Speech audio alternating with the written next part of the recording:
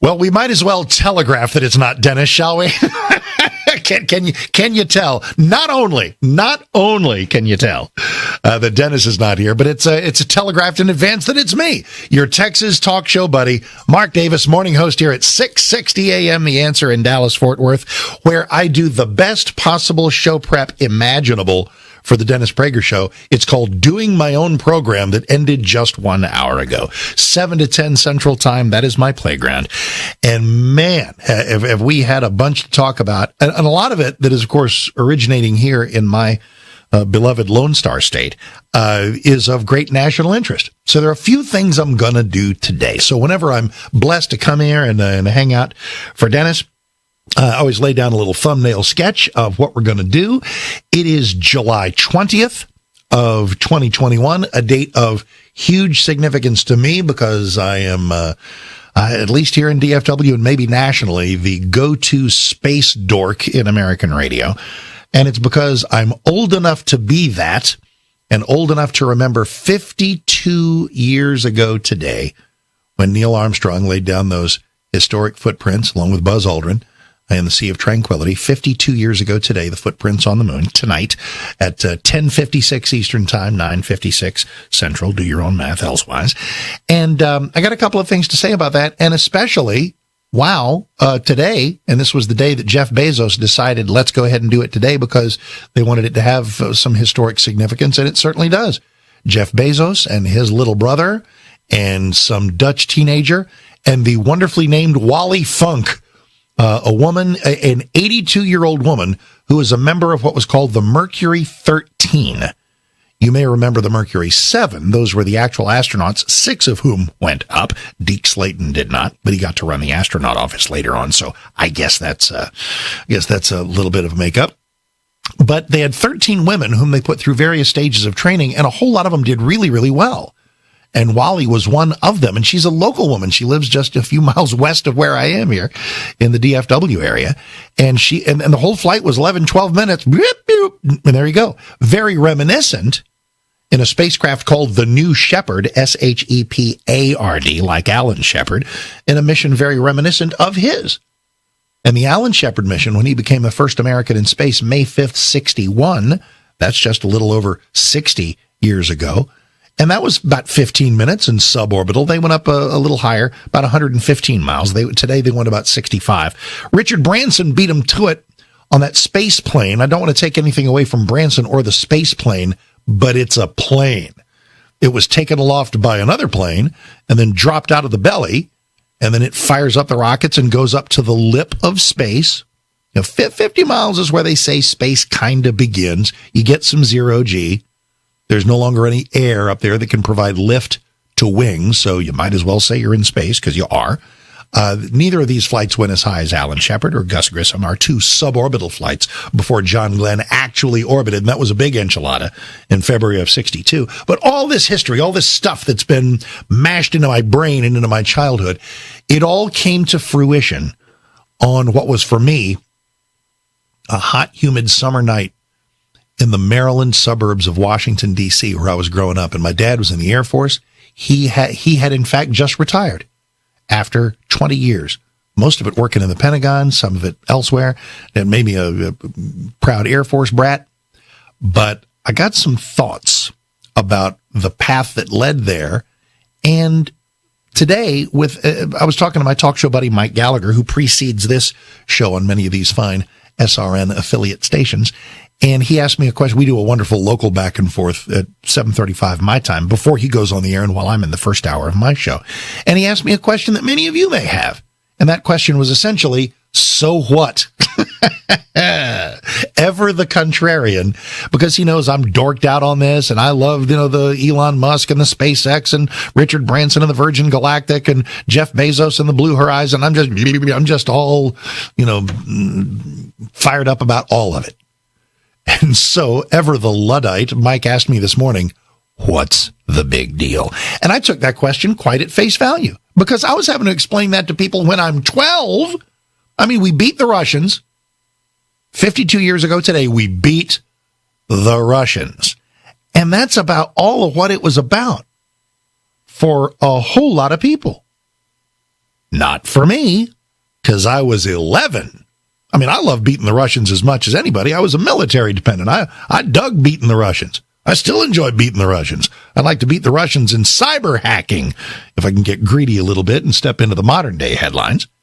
But who remembers Apollo 12, Pete Conrad and Alan Bean, Fort Worth's own Alan Bean, walking on the ocean of storms in November 1969? I do. We all remember Apollo 13 because it blew up. It was all we could do to bring those guys back alive. Who remembers Apollo 14? Remember Al Shepard, who we mentioned moments ago? He got to walk on the moon in January of 1971. And then Apollo 15, whose 50th anniversary, the lunar rover. Remember the moon buggy? Well, we deployed that thing out of the side of the lunar module 50 years ago this month. And then Apollo 16 and 17 in the year 1972, and then we were done. Who thought it would take 50 years for us to go back? More than 50. Well, we're going back to the moon. We're going to have a moon base, they say. We're going to put a woman on the moon, because I guess you got to do that. Sorry. Sorry.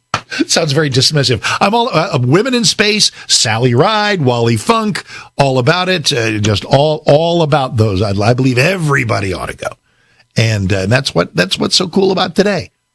It's funny. I was going to say, I'm a little old for this. I'm 63. If Wally Funk can go up there at 82, I got 2 more decades to go. Now, and maybe and it sounds like a real boilerplate talk show question, but I'll throw it in amid the various things that I'm about to mention. And that is, if this becomes pretty available and pretty affordable in the short term, decade or less, is this something you would do? And I think by then I probably would. I got to think about right now, just a little stickling point for me. I can't die. Okay? I've done a bunch of things. Radio is cool. Wonderful gig. I've been in hot air balloons. I've spat across the sky in a stunt plane. I mean, just all kinds of stuff. That, guess what? I ain't doing anymore. Not because I've lost a sense of thrill or, become a chicken or anything. I need to reduce as close to zero as I can my likelihood of dying. I just do. And my kids are 30 and 18, so it's not like I got toddlers at home. But I have a wife I really love a lot, and I don't need to have her widowed. And that's why this morning, as this flight went up, and when I said a few minutes ago about not giving short shrift to Richard Branson and the space plane, because it dropped out of the belly of a plane or dropped from the belly of a plane and then flew like a plane and then landed like a plane on a runway. This was a real deal old school launch. This was that big old Blue Horizon thing launching from about 7 hours west of me, just outside the tiny, tiny town of Van Horn, Texas, into the blue Texas prairie sky. And 11, 12 minutes later, and it's down, landing with a thud via parachute on the Texas turf. And they all climbed out and everybody was happy. And I was happy. So, you happy? You stoked about this? Or scratching your head wondering what in the world is the deal? Well, I'll tell you what. No matter what we do today. Oh, by the way, speaking of real issues, COVID variants and the American Academy of Pediatrics saying you better put a mask on your kid age 2 and up. Right. The runaway Democrats, as I mentioned, which are getting a lot of national attention from here in my great state of Texas. A number of other things going on in national news. I had a chat with Dan Crenshaw this morning, Congressman Dan Crenshaw. And we talked about the withdrawal from Afghanistan. And I think I want to mention some of this with you today because we're fast approaching can you believe this, the 20th anniversary of 9/11. And as I write for Newsweek, I write for a lot of people, Town Hall, Dallas Morning News, even the Star-Telegram sometimes, in Fort Worth, and Newsweek. And my newest Newsweek column is going to be about the Afghan withdrawal.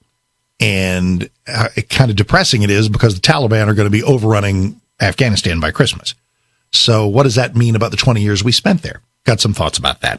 And about a number of things. 1-8-Prager-776. Mark Davis in for Dennis. Grab a line right now. Look forward to talking to you, and we'll see you in just a couple of minutes on the other side on the Dennis Prager Show for this Tuesday. I'm Mark Davis. Be right back.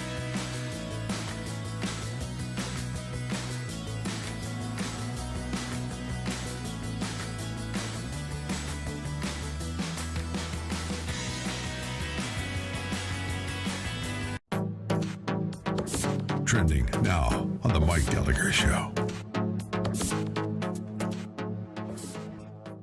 If you're longing for a place that feels like pre-pandemic America, I'll tell you right now, Las Vegas is one of them. What's your community? Well, tell me what your town is like and how you would respond to being in a theater with 1,800 other people, elbow to elbow. Here's Mike. What's the upstate of South Carolina, Mike, life like, Mike? Mike, it is wide open for business, baby. We are rocking and rolling, and we cannot get enough people to work. So come on down here and grab yourself a job. I love it. That makes me happy. Coming back to work makes me happy. Thank you, Mike. Keep up with what's trending. Subscribe on YouTube and at rumble.com.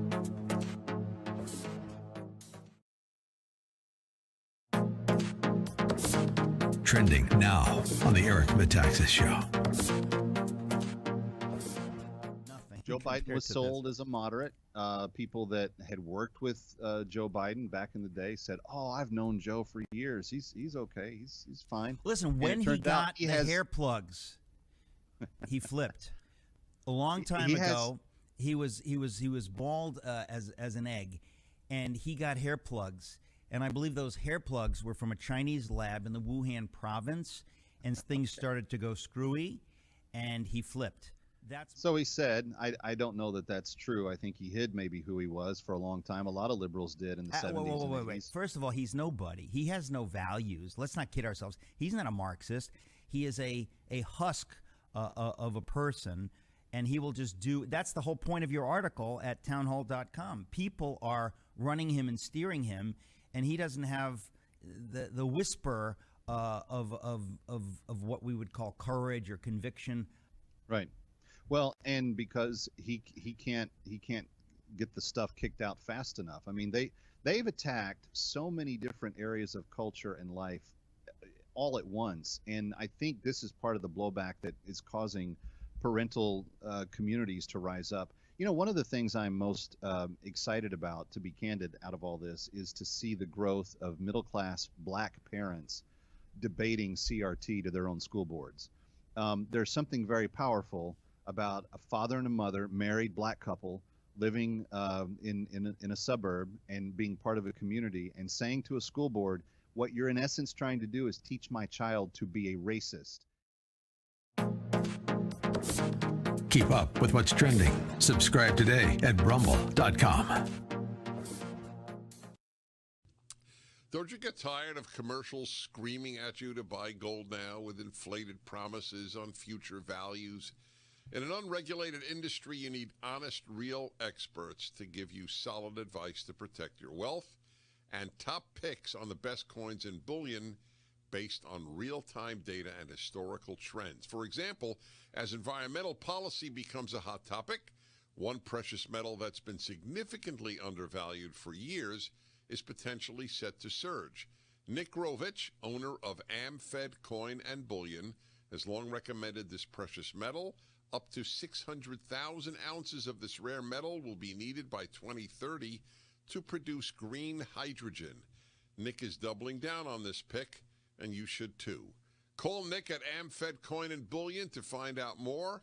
I've been friends with Nick for years, and he's my go-to guy when it comes to coins and bullion. I trust him. He is a good and very knowledgeable man.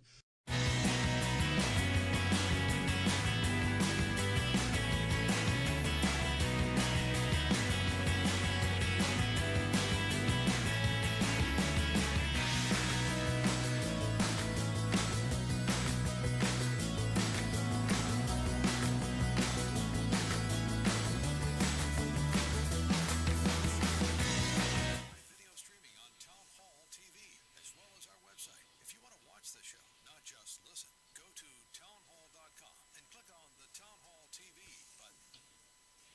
Little 5-man electrical band and signs. Very cool. Who did a nice remake of that? Like Tesla or somebody, I believe? The band Tesla, not the car. Hey, look, Space Dorks Unite. This is awesome. I love it. It is the day for it. And look, we got plenty to get to. We got plenty of time. 52 years ago, human footprints on the moon. A couple hours ago, Jeff Bezos and this wonderful door-busting private trip into space. And I mentioned that Wally Funk, who flew today, 82-year-old woman. We had the oldest person ever to touch the lip of space, and the youngest, because this Danish teenager who inherited it from somebody else. You ready for this? Somebody else who had a schedule conflict. A schedule conflict? What, a teeth cleaning that really was urgent? I mean, what kind of schedule conflict bounces you out of the cockpit, out of the crew cabin for a trip into actual space? Anyway, she was a member of the Mercury 13, a group of 13 women. There was kind of a private sector thing. This doctor assembled them and tested them. They could have gone, but they never were really going to, because women in space just wasn't going to happen in America in, 61, 62, 63. Even though the pesky Soviets, one of their first people they ever sent up was a woman, Valentina Tereshkova. Took us to the middle 80s to put a woman in space, Sally Ride. But I mentioned of the Mercury 7, right, that 6 of them flew, because Deke Slayton did not, had a heart condition. But that's not the end of the story. With more, here's Ron. Ron, Mark Davison for Dennis. How you doing? Hey, Dennis. Mark, I love your work.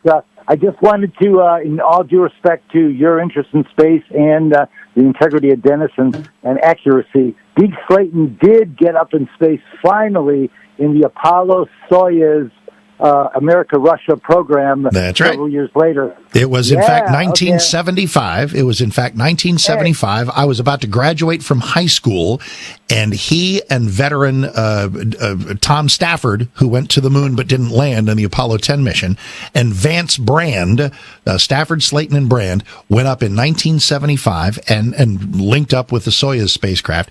And it was just a magnificent moment. It was magnificent for its inherent value and great because Deke actually got to fly. Now, Ron, I've got to share something with you. Are you aware of the series? I think it's Apple Plus. I'm not sure. It's a little thing called For All Mankind. Are you aware of it? No, I'm not. First time okay, hearing about it. Here's what it is. It's a work of fiction, but it's an alternative history in which the Russians make it to the moon first. Ouch. Okay.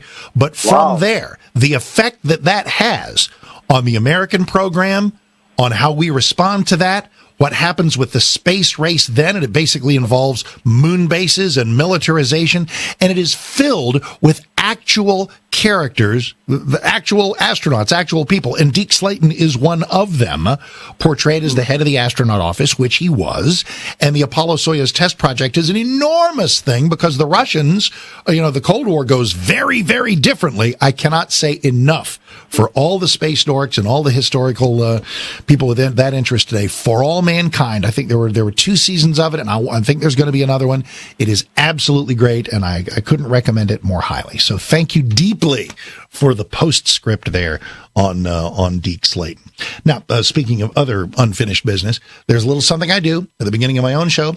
Usually I've gotten to it by now, by the time I do Dennis or Larry or anybody else, and that is that no matter what we cover today, no matter what we do, let us be mindful.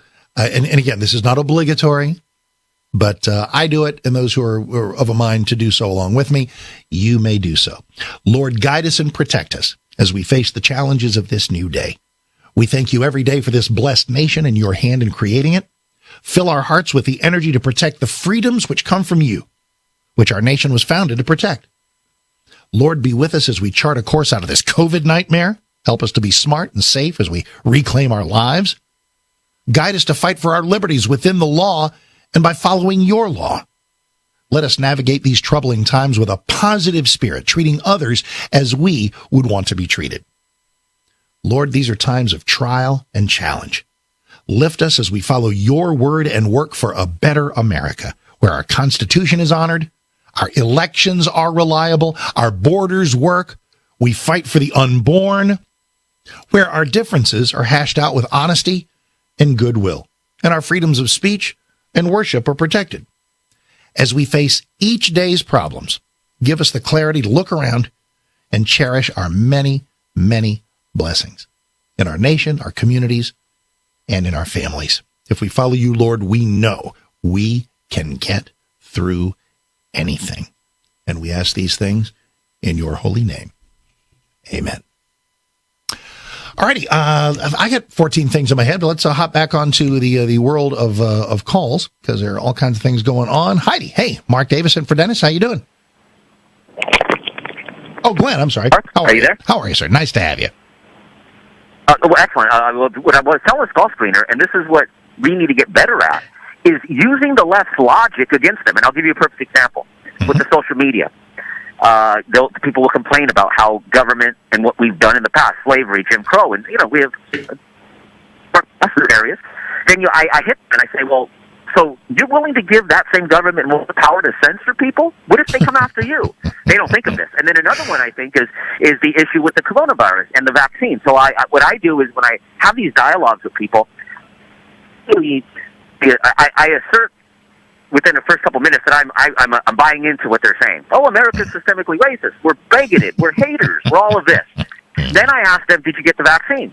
Oh yeah, I get it. And they kind of act as like a badge of honor that they got it. And I say, so let me understand your logic real quick. America's racist, bigoted. We're full of haters, but yet we're supposed to line up and get a vaccine from that same government? Are you crazy? But if You're on to something. Against them. You are on to something, because people have conditional and situational trust and mistrust. It's kind of human nature, but you've identified a way to navigate that way and find examples of hypocrisy.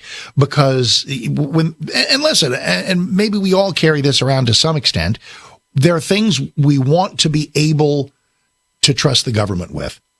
As a conservative, I'm a strong but limited government person. Government is far too large, spends far too much, and has its nose in way too much of my life and yours. Are there things that we need to spend more money on in government? That's an incredibly short list to me. The only thing honestly, listen, I just took a Texas road trip with the family last week, and you know what? I'm only here every once in a while. Maybe we need to talk some homelessness, because when we open up the institutions and let these people just out, that's not working well. Maybe some clean, well-run institutions or something we need to spend money on. But generally speaking, we're spending too much on everything. Let's spend some more time with you in just a moment. Mark Davison for Dennis. Stick around.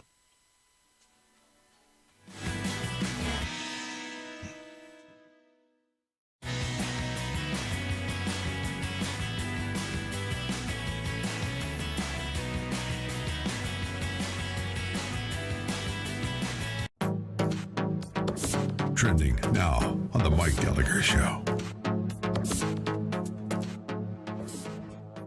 If you're longing for a place that feels like pre-pandemic America, I'll tell you right now, Las Vegas is one of them.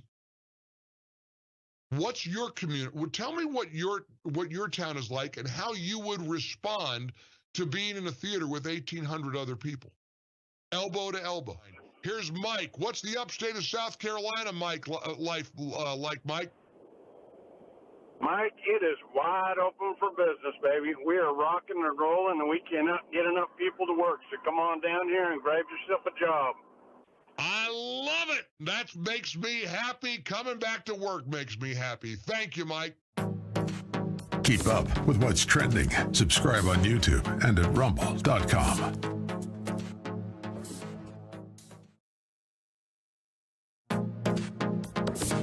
Trending now on the Eric Metaxas Show.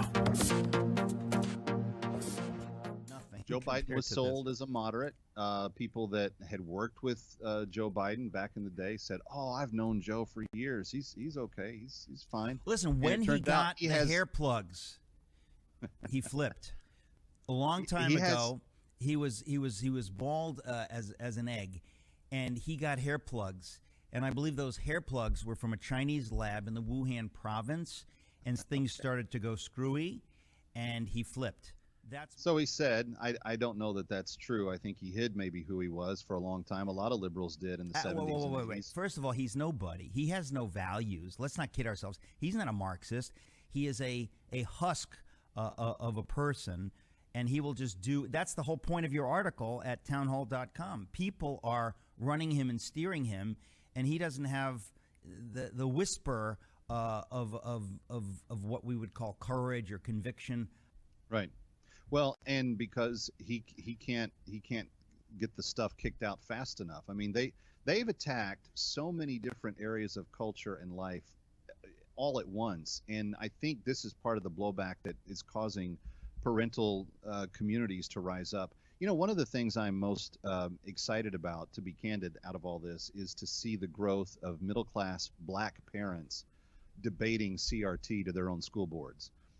There's something very powerful about a father and a mother, married black couple, living in a suburb and being part of a community, and saying to a school board, what you're in essence trying to do is teach my child to be a racist. Keep up with what's trending. Subscribe today at rumble.com. Don't you get tired of commercials screaming at you to buy gold now with inflated promises on future values? In an unregulated industry, you need honest, real experts to give you solid advice to protect your wealth and top picks on the best coins and bullion based on real-time data and historical trends. For example, as environmental policy becomes a hot topic, one precious metal that's been significantly undervalued for years is potentially set to surge. Nick Grovich, owner of AmFed Coin and Bullion, has long recommended this precious metal. Up to 600,000 ounces of this rare metal will be needed by 2030 to produce green hydrogen. Nick is doubling down on this pick, and you should too. Call Nick at AmFed Coin and Bullion to find out more. I've been friends with Nick.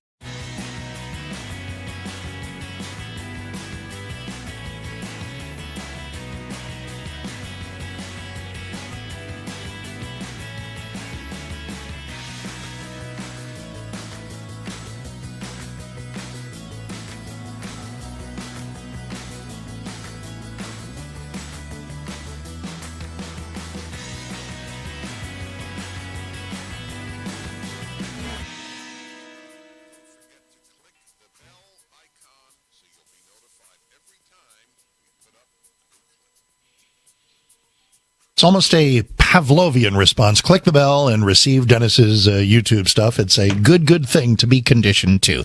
Mark Davis filling in for Dennis today. He's back tomorrow. And while we're here together today, all manner of things going on in the news, of course, but we kind of find ourselves slinging some stuff back and forth in the world of space dorkery. Because it's me. It's what I do a lot of.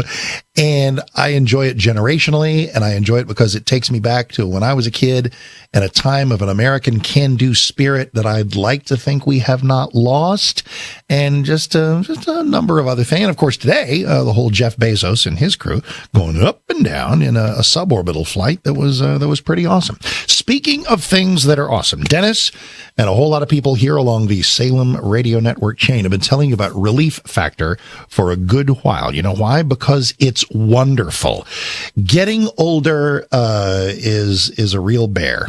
You could get some soreness, just struggle with some kinds of pain. You don't even really know what it is. But I'm going to tell you, Pete and Seth Talbot, they are on a mission. You rarely see this kind of focus and commitment. They are doubling down and want to literally double their number of happy customers, happy Relief Factor customers in this next year. So here's what I want to offer you. If you're struggling with back, neck, shoulder, hip, knee pain, or some generalized muscle malady, then why don't you get that 3-week quick start? Still discounted to just $19.95. It's like $1 a day to see if we can get you out of pain.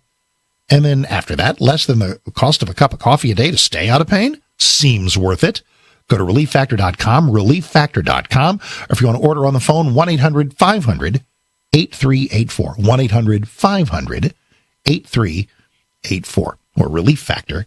All righty, back to the phones. A town that's just fun to say, Ypsilanti, Michigan. Hey, Sam. Mark Davison for Dennis. How are you? Mark, how are you? Good, thank Amen, you. by the way. Thanks. And I just wanted to propose that when we go to the moon, that we don't have a race to screw it up like we screwed up the Earth. I want to propose no taxes on the moon. Yeah, you know, okay, look, if people are chuckling, boy, do you have a point. Boy, do you have a point. Because what happens once we get our first moon colony, or our first Mars colony, or our second, or our third, or our fifth, or our 10th? And what happens when other countries, because space is a very international thing now, and there will be other countries doing moon colonies and other countries doing Mars colonies, and maybe while our children are still alive. And the first thing we got to do is figure out what will society look like up there. You're not on Earth, you're not in America, you're not in any country, but you still are a citizen of, representative of, doing the work of some country or another. And so we got to figure out things like treaties and cooperation and taxation. Yes, taxation. Because you know, if there is a Democrat to be found anywhere, they're going to find a way to fund big government through lunar exploits. So you are a trailblazer, my friend. Thank you. Thank you. My pleasure. In fact, not to keep prodding you toward various TV shows, but there was a thing, I think Ron Howard had something to do with it. I love Ron Howard for directing Apollo 13. It's politically dorky, but you know, what can I tell you? It was National Geographic had something to do with it, and I think it was on their channel. It was called Mars. Couldn't have been simpler. And just go looking for it. It's very cool. And it's weird in a way because it's a work of fiction in roughly the year 2033. Some people go to Mars, which is cool. And then they set up a base on Mars, which is cool. But it's juxtaposed with like a documentary where you see a scene featuring how they're manufacturing food in some hydroponic setting on the Martian surface, and you'll get 5 minutes of some scientist being interviewed on how you're going to manufacture food on the Martian surface. It kind of provides an underpinning for everything that's going on in the fictitious story. And I'll tell you one thing that really stuck with me. I think there were 2 seasons of that as well. Mars on Nat Geo. They are there. The first folks are there for pure science, honest science, the thrill of being there, the thrill of exploration. Okay, right? That's kind of my jam. But then you know who shows up eventually? Big business. They're there for mining and drilling and exploiting whatever the Martian surface might have so that some company can make a profit. And guess what? I'm on board for that too. Nothing wrong with that. So are those cross purposes? Are they mutually exclusive? How does that even work? So, I don't know. It is a wonderful plot development that I think takes us where we are at some point going to go. Because you go from just traipsing around on the moon to stuff where you've got to have a lot of human interaction on the moon and on Mars and all these colonies. Because if we're going to set up a society up there, we got to figure out how to run it, how to fund it, and as the last gentleman said, whether we're going to tax people who occupy it. Gracious me. Mark Davis in for Dennis, so do join us. 1-8-Prager-776, 1-8-Prager-776. From your town to a galaxy far, far away, it is the Dennis Prager Show. Mark Davis filling in, and we'll be right back with more of your calls and more of my randomized thoughts in just a moment.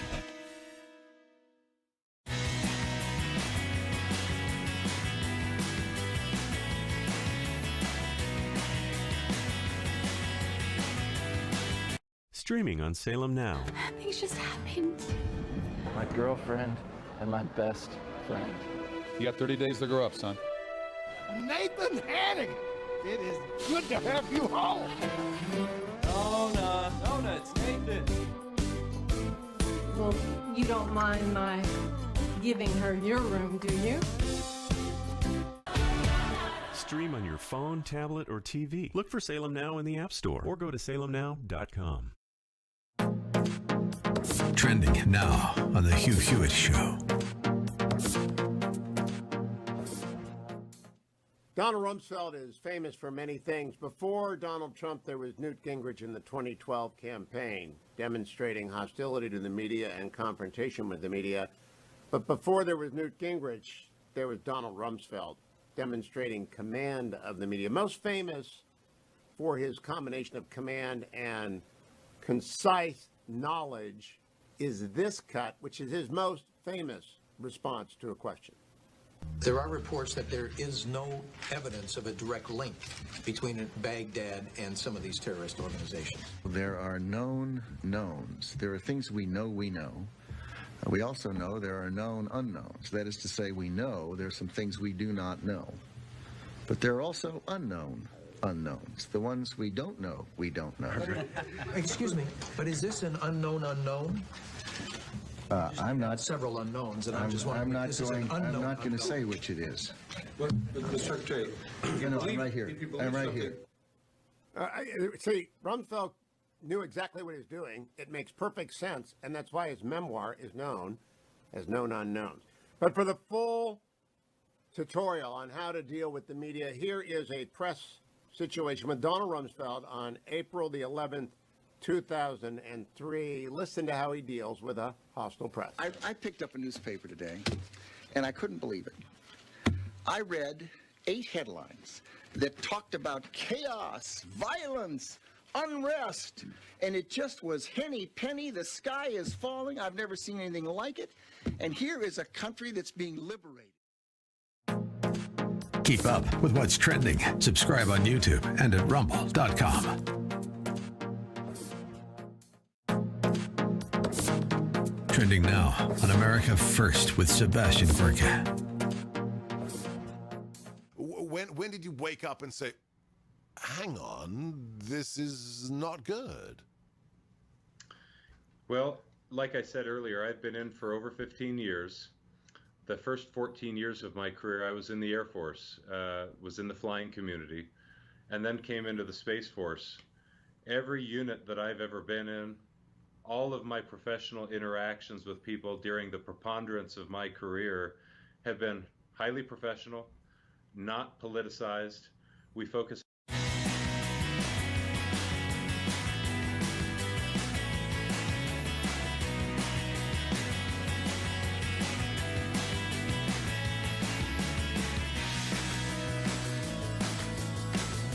The Dennis Prager Show on this Tuesday, July 20th, 2021. July 20th is a big deal in space. Obviously today, the Jeff Bezos thing, those lunar footprints from Neil Armstrong in 1969. In 1976, it was July 20th, we put our first Mars lander down, the Viking. So it's been a big, big, big deal.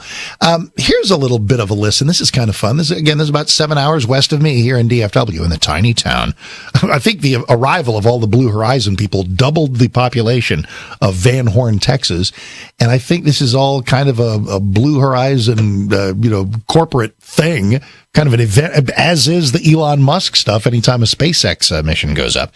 But they gathered everybody, sat them on the big director's chairs, and asked them about, hey, how did your morning go?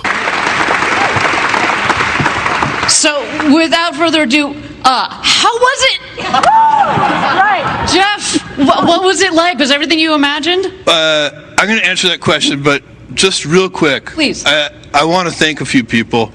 Yeah, let's move forward through that a little bit. Okay. Operated the vehicle, our trainers, everybody. It's just huge. I also want to thank the town of Van Horn. This is a small and amazing little town. We're making a dent in it. And we appreciate you for allowing us to be part of your town. And then I want to thank every Amazon employee and every Amazon customer, because you guys paid for all of this. So, wow, I was an investor. I wasn't quite aware. I have a stake in this. Seriously, for every Amazon customer out there and every Amazon employee, thank you from the bottom of my heart very much. It's very appreciated. All right, now answer the question. And, now on to how it felt. Oh, my God. My expectations were high, and they were dramatically exceeded. We were talking about this a little bit in the car ride on the way back, and I don't know, the zero G piece may have been one of the biggest surprises because it felt so normal. Okay. He said this because when they landed, there's some fairly rough audio. He said, I can't believe how easy the zero G. What kind of difficult, disorienting, I would expect. Well, okay, maybe I'd shut up and let him talk. It felt so almost like we were, as humans, evolved to be in that environment, which I know is impossible, but it felt so serene and peaceful, and the floating. It's actually much nicer than being in full one gravity. Okay, a word on that. For 3 minutes, it's great. But was it Mark Kelly, Scott Kelly? They're twins. Which one? Mark Kelly is the obnoxious senator from Arizona. I guess it was Scott Kelly, his astronaut brother, who spent a year in the space station. I'm sorry. As you can tell, I'm as geeked out on space as the next person. But after, I don't know, a couple of weeks, man, I just don't know how that goes. No outside air, no normal food. Don't even talk about how you go to the bathroom. I'd be about done. And also, and they're exercising to beat the band up there because your bone density, your bones, it's not good. I mean, the thing about gravity is it places a sort of a relative constant stress on your body. And when you remove that completely, organs and bones and things, they all kind of start to do strange and peculiar things. The absence of gravity is just not long-term good. So, anyway, but that having been said, I would like, if I don't go to actual space, maybe you can put me in, and pardon the name of this aircraft, the Vomit Comet. It's a KC-135. It's a massive refueling. We ever see that video of astronauts in training where they're in the padded cargo area of a plane, and then gravity goes away, and they're all floating around like they're in space. How does that happen? The plane flies a parabolic course. It goes way up and then hits the apex of its curve and then goes way down, kind of like you would feel in a lesser degree on a roller coaster where you feel your innards kind of rise up inside you as the negative G forces kick in. And it gives you X number of minutes of zero G. And speaking of Apollo 13 and Ron Howard and that movie that's burned into my brain, just as the mission is, rather than have people just sort of walk around, ooh, look at me, I'm in space in zero G, just holding your arms like, ooh, look at me.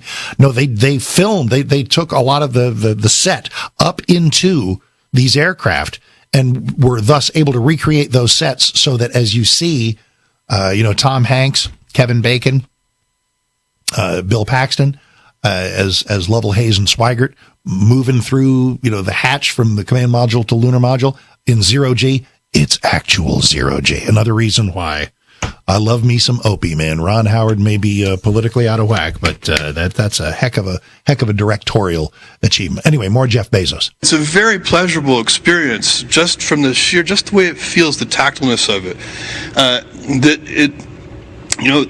The most profound piece of it for me was looking out at the Earth and looking at the Earth's atmosphere. Every astronaut, everybody who's been up into space, they say that it changes them, and they look at it and they're kind of amazed and awestruck by the Earth and its beauty, but also by its fragility. And I can vouch for that. When I look out... If he says one word about the climate, I'm out. I'm sorry. I don't mean to be harsh. Of course we want a clean planet. Of course we want to be good stewards of the environment that God has given us. But I've about had it with climate extremism. And let's see. Well, let's give them a minute. When we're sitting in this room and when we're driving our cars and we're moving around the planet in our normal ways, the atmosphere is so gigantic. We're these tiny little things, and the planet, the atmosphere is so big. But when you get up above it, what you see is it's actually incredibly thin.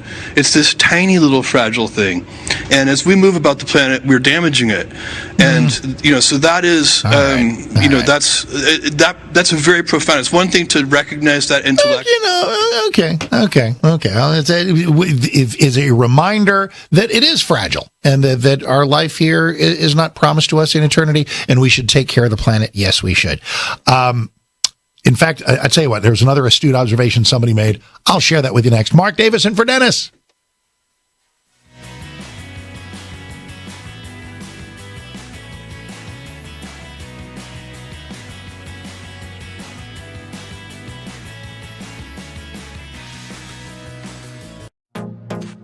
Trending now on the Charlie Kirk Show.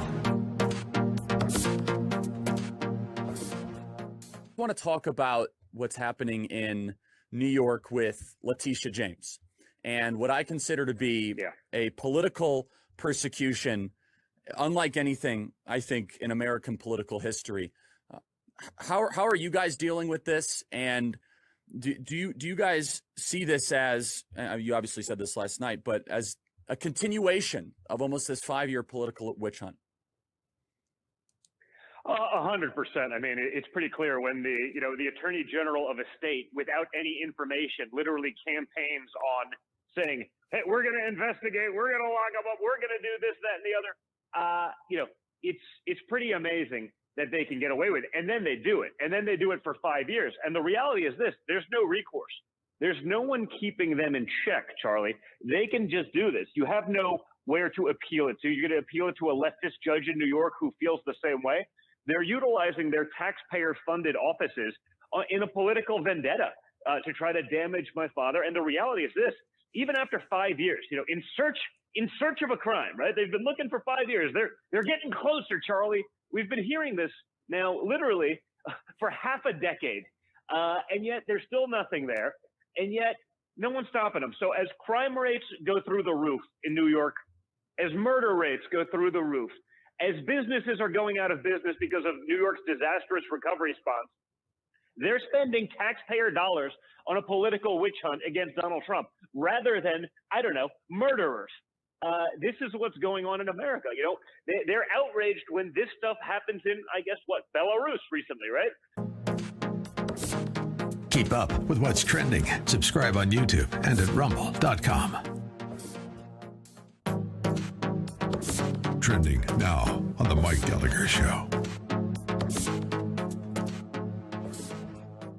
If you're longing for a place that feels like pre-pandemic America, I'll tell you right now, Las Vegas is one of them.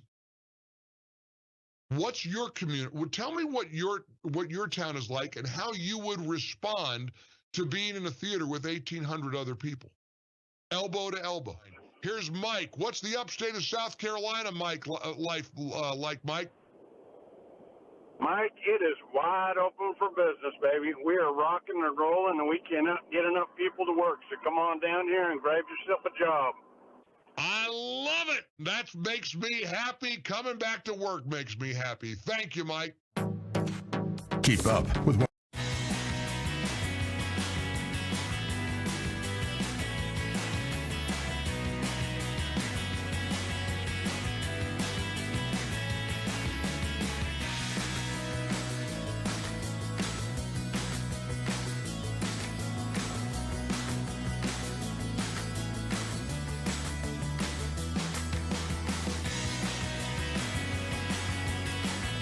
In this final segment here of the first hour, let me sort of tie a bow around all the space stuff, and we'll carry that and maybe anything else into the ensuing hours, because we got a lot of things in the news.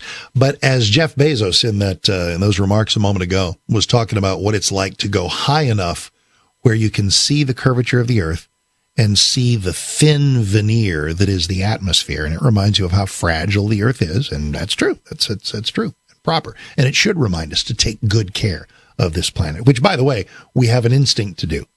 We like a clean planet. We don't need to be goaded into alternative energies that don't work by government.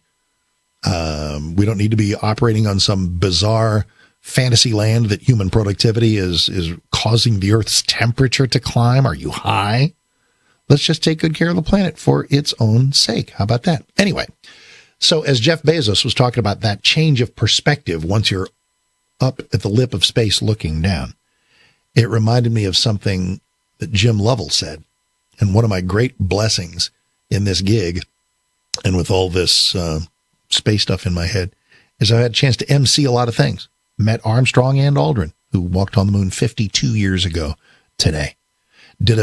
Speaking of Apollo 13, did an event at the Frontiers of Flight Museum in Dallas a few years ago with Jim Lovell and Fred Hayes. Jack Swigert passed away some time ago. And Jim Lovell reiterated this familiar quote of his from his prior mission, Apollo 8, which, by the way, was the first mission to the moon. Apollo 11 was the moon landing, but we went to the moon twice before that, Apollos 8 and 10. If the definition of going to it is leaving Earth, heading out there 240-some thousand miles, and then spinning around it and coming back, that to me, that's going to the moon. You didn't land, but you went. And the first people to do that, Christmas time, 1968, you remember Frank Borman, Jim Lovell, Bill Anders reading from the book of Genesis on Christmas Eve on live television. Madalyn Murray O'Hair's head exploded. It was delicious.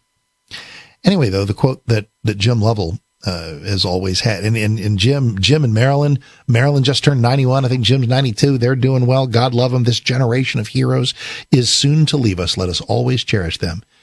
But he said, from when you're a quarter of a million miles away, I held up my thumb, and the earth could fit behind my thumb.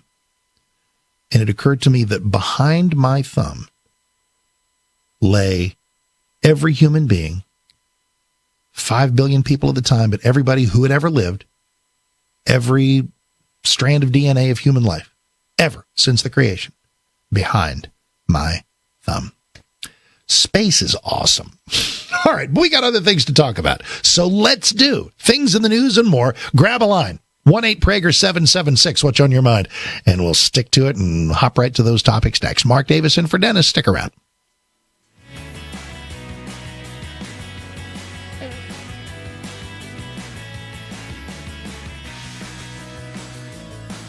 Streaming on Salem Now.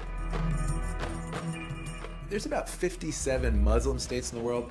There's one Jewish state. The massive ingathering of Jews in the last 150 years back to the land is absolutely unprecedented.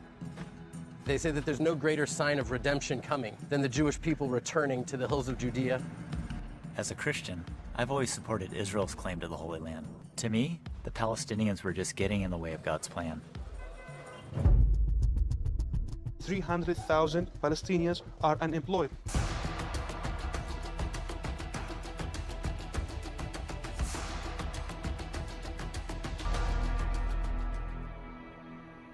In spite of all the years of conflict, there's hope here, if you know where to look for it.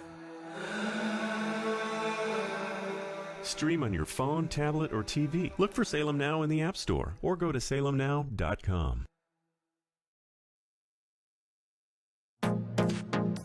Trending now on the Hugh Hewitt Show.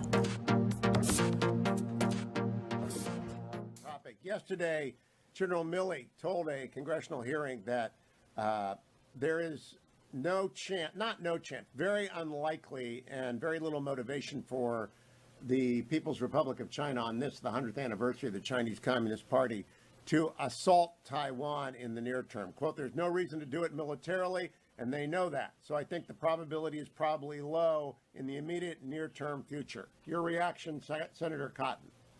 Well, I think that's right. Up through the end of the Beijing Olympics in February, Russia didn't invade Crimea in the 8 months before the Sochi Olympics in 2014. They invaded it 4 days after those Olympics ended. Keep up with what's trending. Subscribe on YouTube and at rumble.com. Streaming on Salem Now. Surprise. Sharon and you what? Things just happened. My girlfriend and my best friend. You got 30 days to grow up, son. Nathan Hanning, it is good to have you home. Nona, it's Nathan. Well, you don't mind my giving her your room, do you? Really, though, thanks for thinking of me for this position. I thought about you first. Come on, growing up, I had a huge crush on you. There are things that we all need to change about ourselves, but we can't blame God because He helps us change. Stream on your phone, tablet, or TV. Look for Salem Now in the App Store or go to salemnow.com. Trending now on The Larry Elder Show. Anyway, you were talking about Bill Cosby, and I kind of disagreed with you about, you were saying about all the women. I might say maybe half, what is it, 18 women? Oh, no, it's close to 50 women that have made allegations. 50? 50, 50. Oh, okay. Mm-hmm. So you believe all of them are Well, telling the you think all 50 are lying, including Beverly Johnson, one of the first black major models in America? She said he also gave her drugs and tried to rape her. I'm a woman, and what I'm saying is, and they're in Hollywood. He's a high-profile man, Mm-hmm. and they wanted to be alone with him. They might not have wanted his advances, but it's kind of Lynn, please. There's no doubt that because he was famous and rich, he attracted women. The question is, did he drug them and have sex with them? And that's known as rape. And the question is, let me answer that. That's what I'm saying. If they drank anything that he had, right, they willingly drank it. Okay. Now, Lynn, hold on a second. The reason Bill Cosby got released is because the prior prosecutor apparently entered into some sort of deal with him and said, you're not going to be criminally prosecuted if you testify honestly in the civil trial. And in the civil trial, years ago, he testified and admitted that he gave that particular woman a drug in order to have sex with her. He admitted it under oath. One woman. Okay, one woman. Yes, but not. How many does it take? Well, I just saying, I know I'm a woman. I know women. I'm not saying some of it didn't happen, but some of them are scorned because they thought they was going to get something out of it. Keep up with what's trending. Subscribe on YouTube and at rumble.com.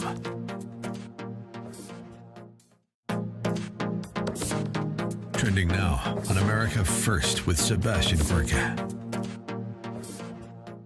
What is your message to those who think this isn't a big deal or who feel cowed and intimidated? What do you say to them? Anytime you say something like what I'm about to say, I'm sure it can be abused and misused, so I'll be very careful in how I say it. I've never read Hitler's Mein Kampf, but I've picked it up recently in the past week because I'm interested in learning everything I can about history. After spending just a day with his Mein Kampf, the spirit and essence of his race hatred that shows up in that book, a set of two books, is very similar to what I'm seeing show up in How to Be an Anti-Racist. Keep up with what's trending. Subscribe today at rumble.com. Trending now on The Charlie Kirk Show. I want to talk about what's happening in New York with Letitia James and what I consider to be a political persecution unlike anything, I think, in American political history. How are you guys dealing with this? And do you guys see this as, you obviously said this last night, but as a continuation of almost this 5-year political witch hunt? 100%. I mean, it's pretty clear when the Attorney General of a state, without any information, literally campaigns on saying, "Hey, we're going to investigate, we're going to lock them up, we're going to do this, that, and the other." It's pretty amazing that they can get away with it, and then they do it, and then they do it for 5 years. And the reality is this: there's no recourse. There's no one keeping them in check, Charlie. They can just do this. You have nowhere to appeal it to. You're going to appeal it to a leftist judge in New York who feels the same way. They're utilizing their taxpayer-funded offices.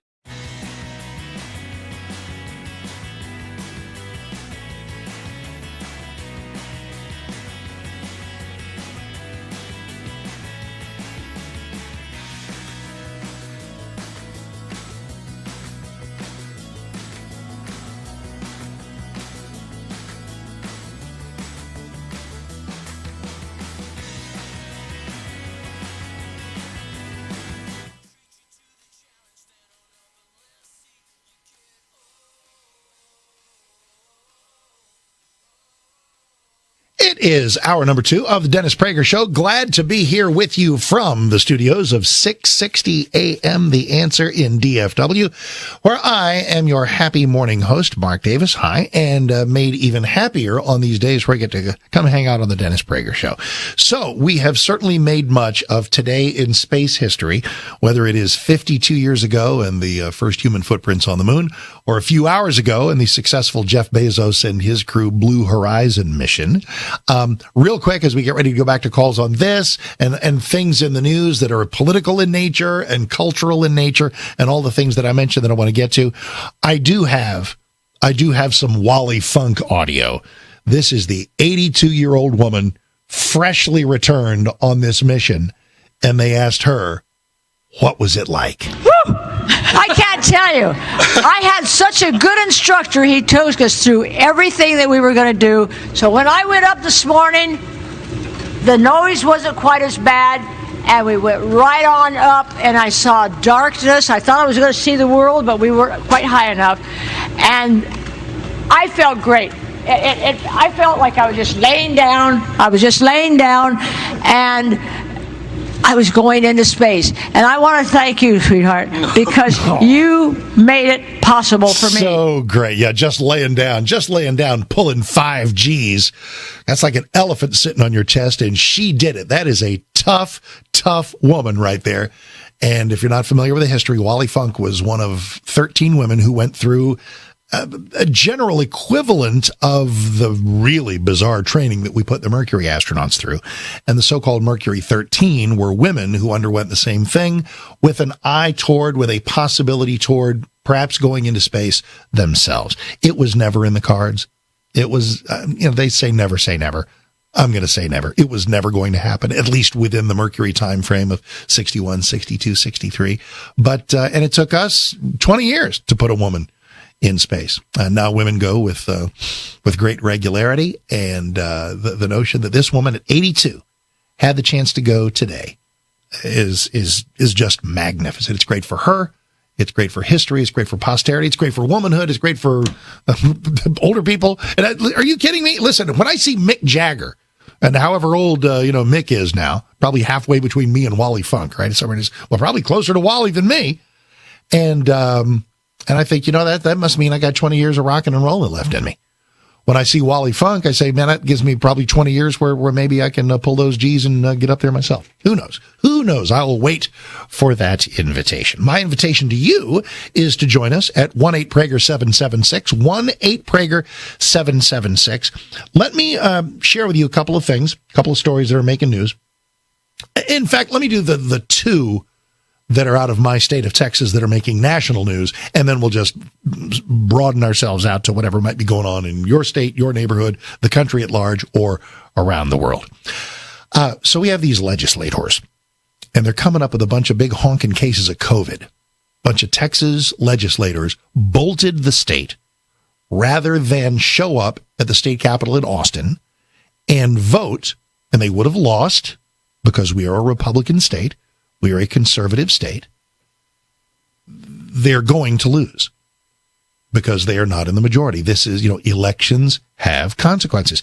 If I'm sitting here in California or Massachusetts or, a liberal state, and I'm a Republican legislator or I'm talking to Republican legislators, my message is hang in, fight hard.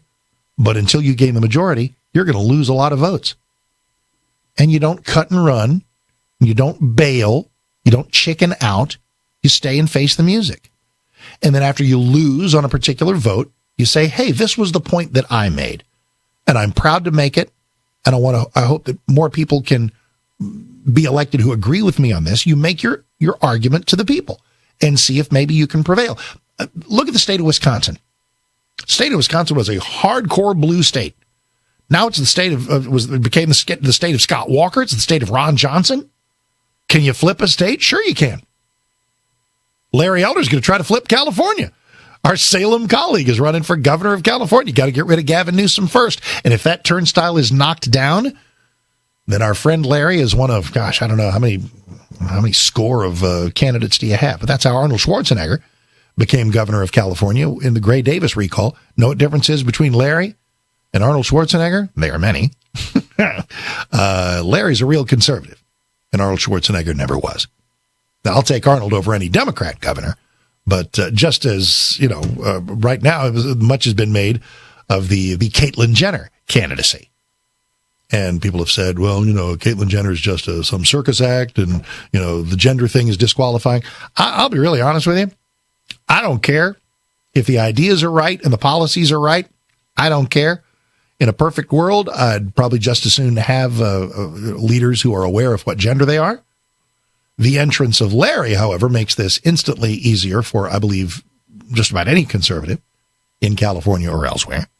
Because now, can Larry, everybody asks me, do you think Larry can win? You think Larry can win? I have absolutely no idea. But I know that those of us who know and love him can do our best for him and pray for him and lift him up and contribute to, is it electelder.com? Is that the website? So it is kind of funny, purely selfishly. I like having Larry as a colleague. I like Larry on the radio, and I don't live in California.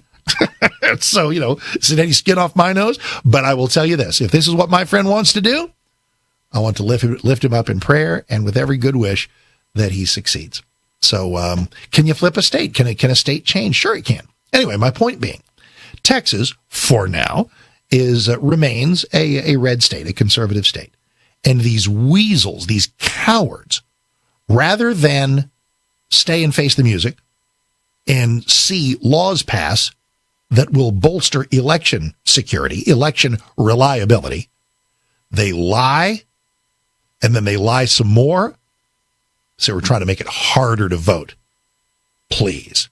Trying to make it harder to cheat. And all of these examples of Harris County, where Houston is, and various things that we're trying to do, there's going to be more early voting. There are going to be more windows available for mail verification. If you end up making mistakes in the submission of your ballot or give you a chance to correct that mistake, we're not going to have any more of the ridiculousness of drive-through voting if you are able-bodied. Not going to have that nonsense. Pile 5 people in a van. Yeah, anybody going to change your vote on the way over? Anybody going to strong-arm you on the way through the McDonald's drive-through, on the way to the ballot, on the way to the polling place? No. So, and I'll offer here, whenever I'm filling in for Dennis or filling in anywhere on the local show that I do it all the time. I would love to hear today on the Dennis Prager Show from any human being who in any election has tried to vote and you just couldn't because the nasty, evil, white supremacist system would not let you, or for any reason. You tried to vote, but you could not. And I'm not talking about long lines. We probably do need to do something about that. Early voting was supposed to help. I guess it has. I'm not talking about procedural things where you can get all the voters in, more easily. I'm talking about how you, especially people of color, because that's the whole thing, is we're trying to tamp down the voters of color. All the white supremacists are in full throat. Got to make sure we can't have those black and brown people voting. And it's all just a load of crap. And so these Democrats are out there just sloshing around in the love fest of D.C. and apparently a COVID petri dish that they've created for themselves. Anybody think it was weird that Kamala Harris was at Walter Reed on a Sunday morning when the whole place is shut down? Well, yeah, just a normal appointment. I don't know. Wouldn't say. But, and I don't want her to get sick. I don't want these 6 Texas Democrats to get. I don't want anybody to get sick. I think a top 8 of Nancy Pelosi has a case of it now, probably from hanging out with these ne'er-do-wells. So anyway, they'll come home at some point, and they will have to take place, the vote will take place. They'll have to take part in it, and they're going to lose. And Texas will have bolstered election security, and that just scares the living daylights out of them. Because they know that cheating is their stock in trade. They know that illegal votes and votes by dead people and et cetera, that these are votes that they have frequently needed in order to win. Now, let me begin my, I'll tell you what let's do. Let me set this up, hit the break, come back, take some calls, and tell you what the rest is. One of the trending things on Twitter right now is Ku Klux Klan. Oh, what might that be? What might that be? Well, I'll take you to a Huffington Post article. The headline is, Texas Senate bill drops the teaching requirement that the Ku Klux Klan is morally wrong. This may come as a shock to you. That is a lie. So I'll tell you right here from the Lone Star State what the truth is. I will take your calls on this and a bunch of other things too. Mark Davison for Dennis on a Tuesday. Stick around.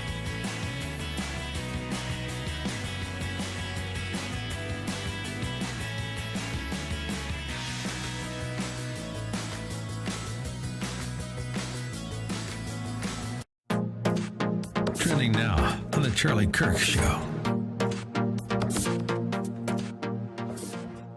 I want to talk about what's happening in New York with Letitia James and what I consider to be a political persecution unlike anything, I think, in American political history. How are you guys dealing with this? And do you guys see this as, you obviously said this last night, but as a continuation of almost this 5-year political witch hunt? 100%. I mean, it's pretty clear when the Attorney General of a state, without any information, literally campaigns on saying, "Hey, we're going to investigate, we're going to lock them up, we're going to do this, that, and the other." It's pretty amazing that they can get away with it, and then they do it, and then they do it for 5 years. And the reality is this: there's no recourse. There's no one keeping them in check, Charlie. They can just do this. You have nowhere to appeal it to. You're going to appeal it to a leftist judge in New York who feels the same way. They're utilizing their taxpayer-funded offices in a political vendetta to try to damage my father. And the reality is this: even after 5 years, in search of a crime, right? They've been looking for 5 years. They're getting closer, Charlie. We've been hearing this now literally for half a decade, and yet there's still nothing there. And yet no one's stopping them. So as crime rates go through the roof in New York, as murder rates go through the roof, as businesses are going out of business because of New York's disastrous recovery response, they're spending taxpayer dollars on a political witch hunt against Donald Trump rather than, murderers. This is what's going on in America. They're outraged when this stuff happens in, Belarus recently, right? Keep up with what's trending. Subscribe on YouTube and at rumble.com. Trending now on the Mike Gallagher Show. If you're longing for a place that feels like pre-pandemic America, I'll tell you right now, Las Vegas is one of them. What's your community? Tell me what your town is like and how you would respond to being in a theater with 1,800 other people, elbow to elbow. Here's Mike. What's the upstate of South Carolina, Mike, life like, Mike?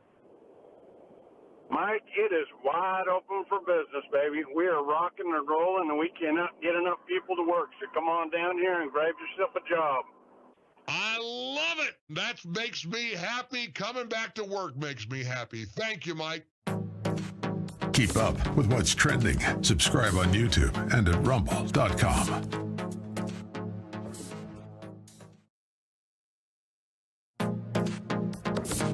Trending now on the Eric Metaxas Show. Joe Biden was sold as a moderate. People that had worked with Joe Biden back in the day said, "Oh, I've known Joe for years. He's okay. He's fine." Listen, when he got the hair plugs, he flipped. A long time ago, he was bald as an egg, and he got hair plugs.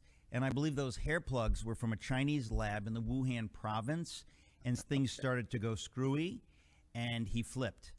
So he said. I don't know that that's true. I think he hid maybe who he was for a long time. A lot of liberals did in the 70s. Wait. First of all, he's nobody. He has no values. Let's not kid ourselves. He's not a Marxist. He is a husk of a person.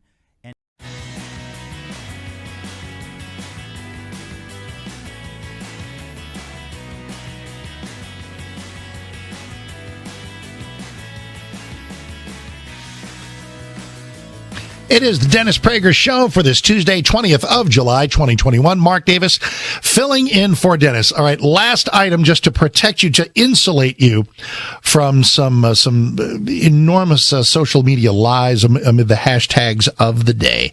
So, again, you will see Ku Klux Klan trending on Twitter, for example, right now. The reason is you will see stories saying that my state of Texas is saying that we can't have in our schools anybody teaching that the Klan is wrong. Okay. If a teacher wants to say, hey, you know that Ku Klux Klan thing? Those were bad people and that is wrong. No, you cannot say that. This is what the stories want you to believe. The stories are, as we say, full of it. Huffington Post headline from a story by Mary Poppenfuss, which is just fun to say. Texas Senate bill drops the teaching requirement that Ku Klux Klan is morally wrong.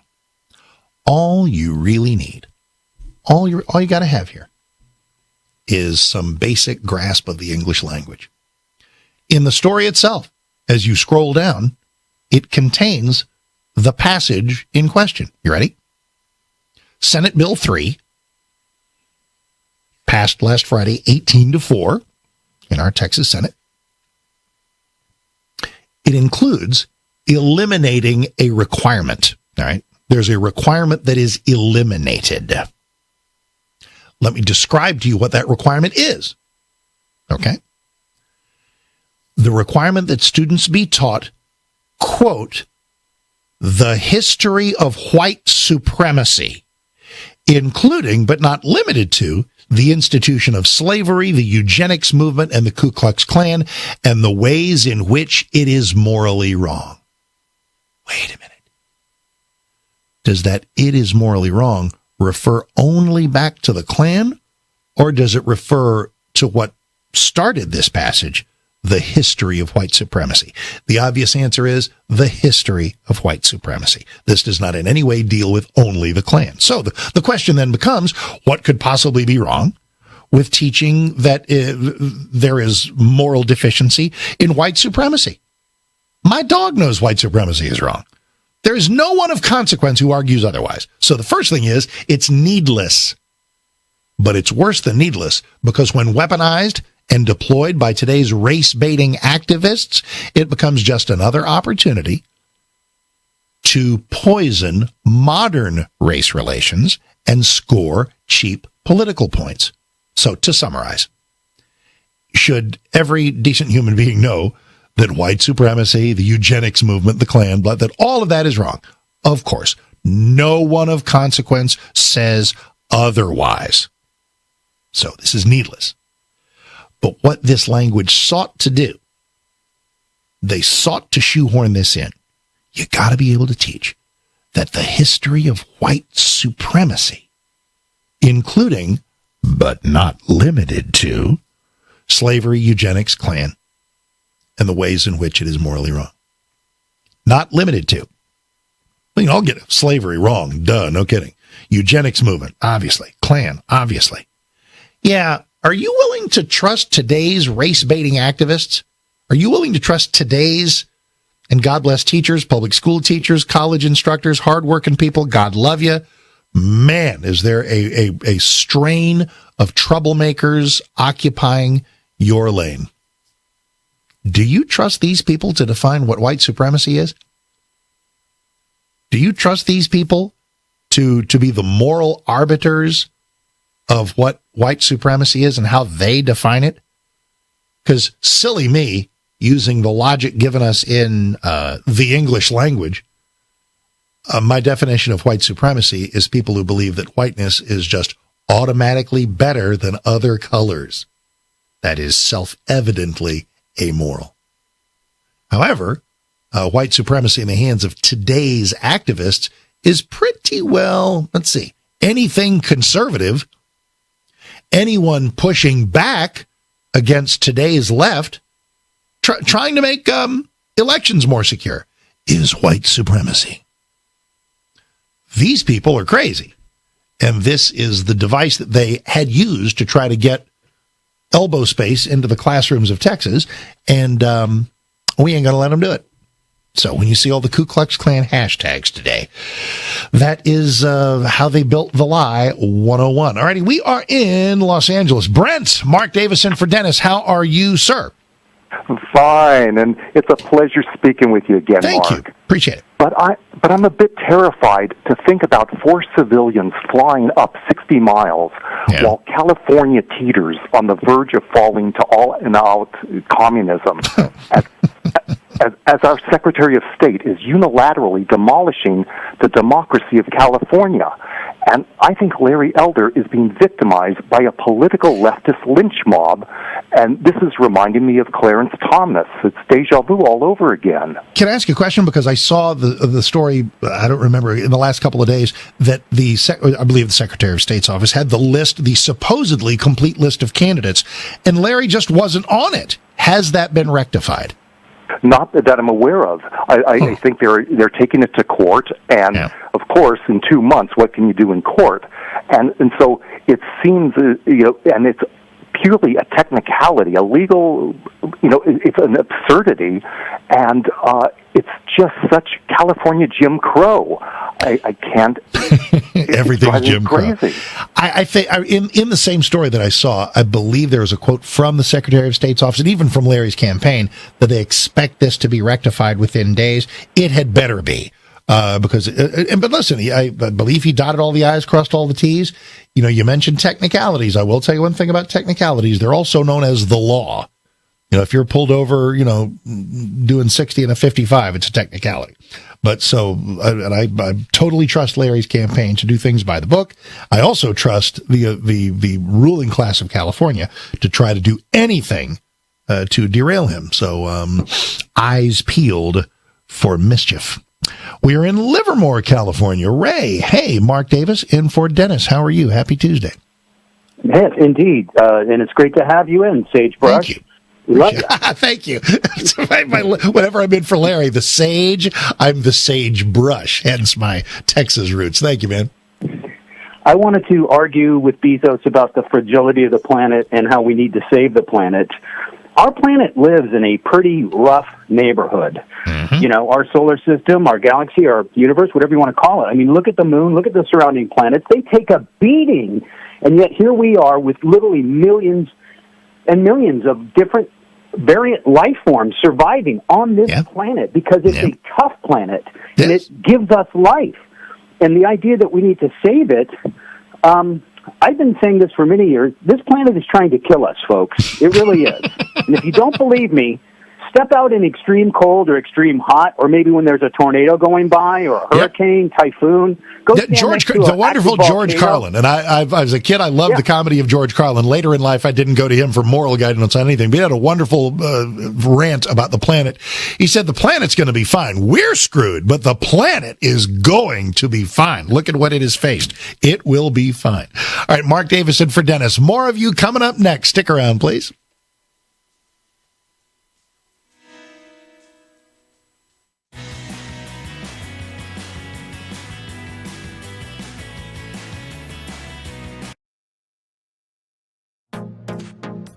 Trending now on the Hugh Hewitt Show.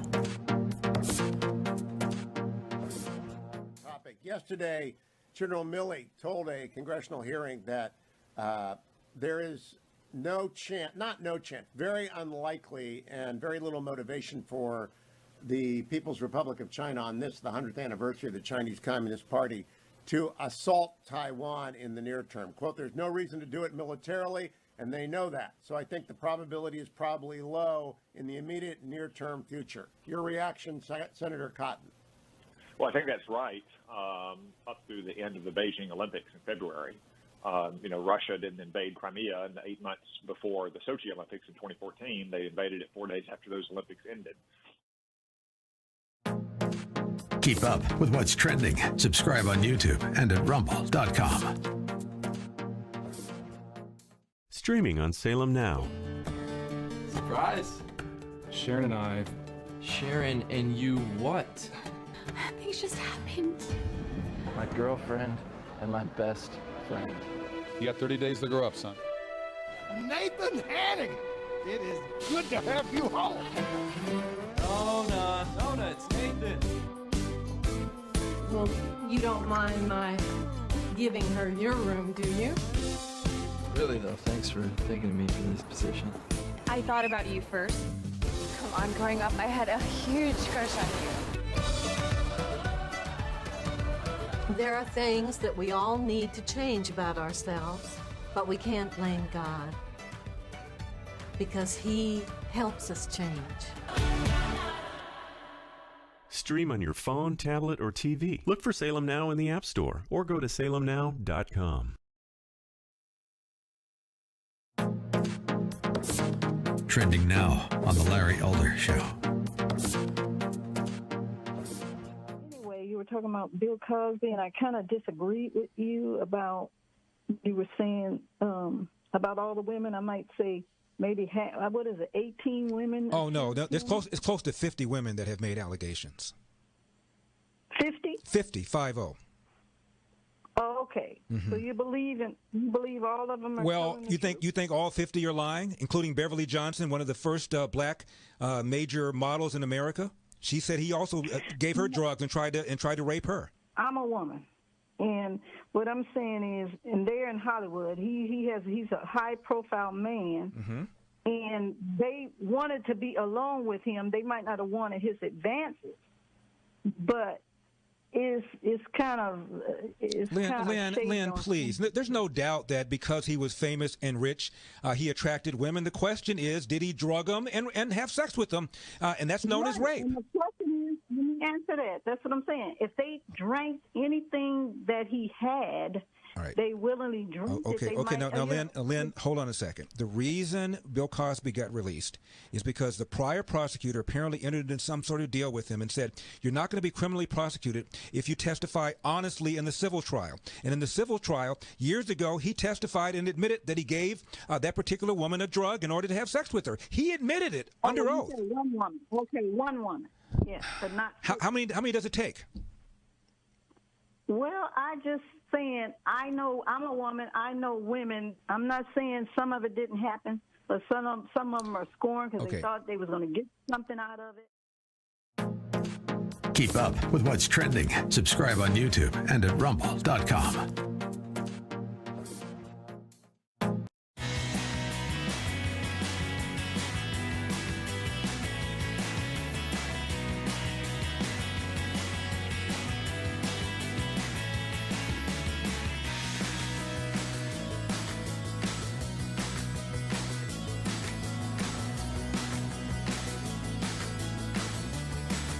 It is the Dennis Prager Show. Phone number's 1-8-Prager-776. Mark Davis in for Dennis. Follow me on Twitter at Mark Davis, and appreciate all y'all getting in touch via social media. Always the fun playground over there as we spend some more time on the phone with you.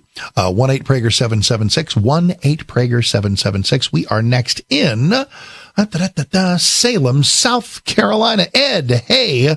Mark Davis in for Dennis. Welcome. How are you? Hey, Mark. Listened to you for a long time. Thank you. Now that I moved down here to South Carolina from the Socialist Republic of Vermont. I moved down here about a year ago. And when I was up there, unbeknownst to me, my wife answered the question from the state's attorney or whoever, the Secretary of State, to get a provisional ballot sent to us.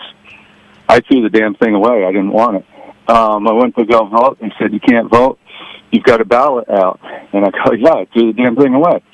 And so I had to spend 4 hours at court waiting for the judge to allow me to vote. When I went to vote, I always wear my Russian hat. It says Russia on the front of it. Because up in Vermont, Pravda tells you who's going to win or has already won. Yep. We just vote. Bernie Sanders wins within 5 minutes before or after the polls close. It's so close you never can tell. But I love South Carolina. I have to present a photo ID. And I was born in a conservative state. I'm going to die in a conservative state. And the last thing I always say is liberals and progressives are like COVID-19. They spread fast and destroy economies. Oh, wow. Harsh but skillful satire. Thank you, man. Appreciate it very, very much. We are, let's head up here into California. Dick, hey, Mark Davis in for Dennis. How are you? Oh, good morning, sir, and thank you.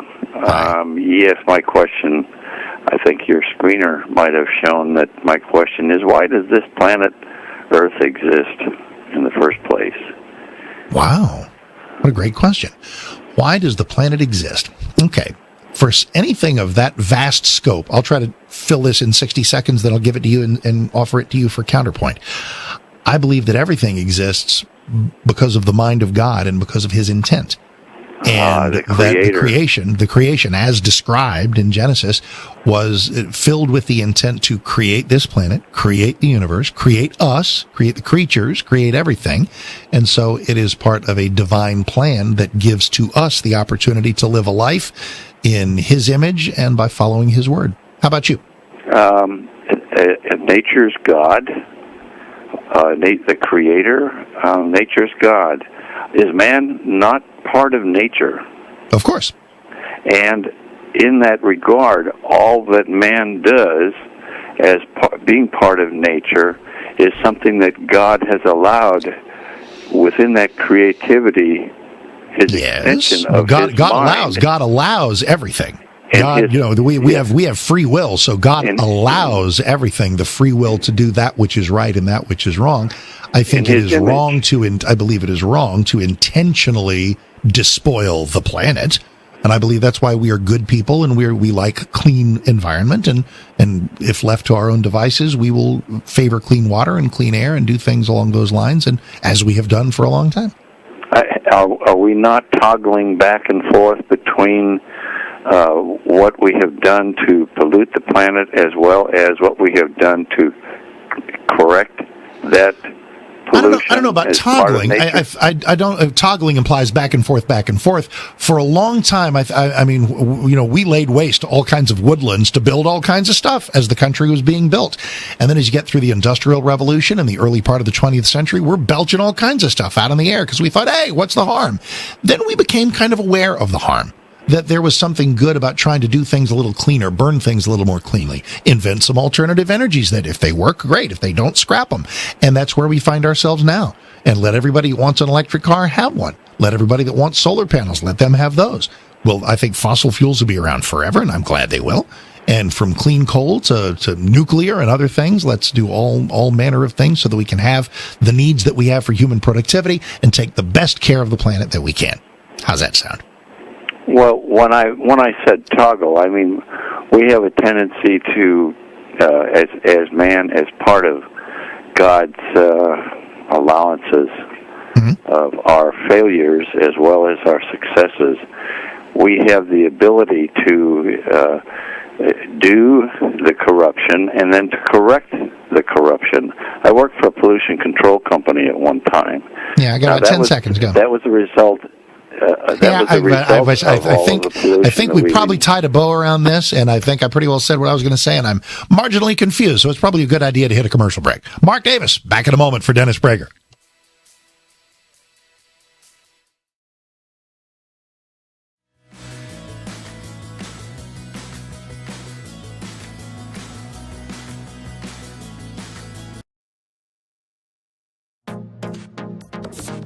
Trending now on the Eric Metaxas Show.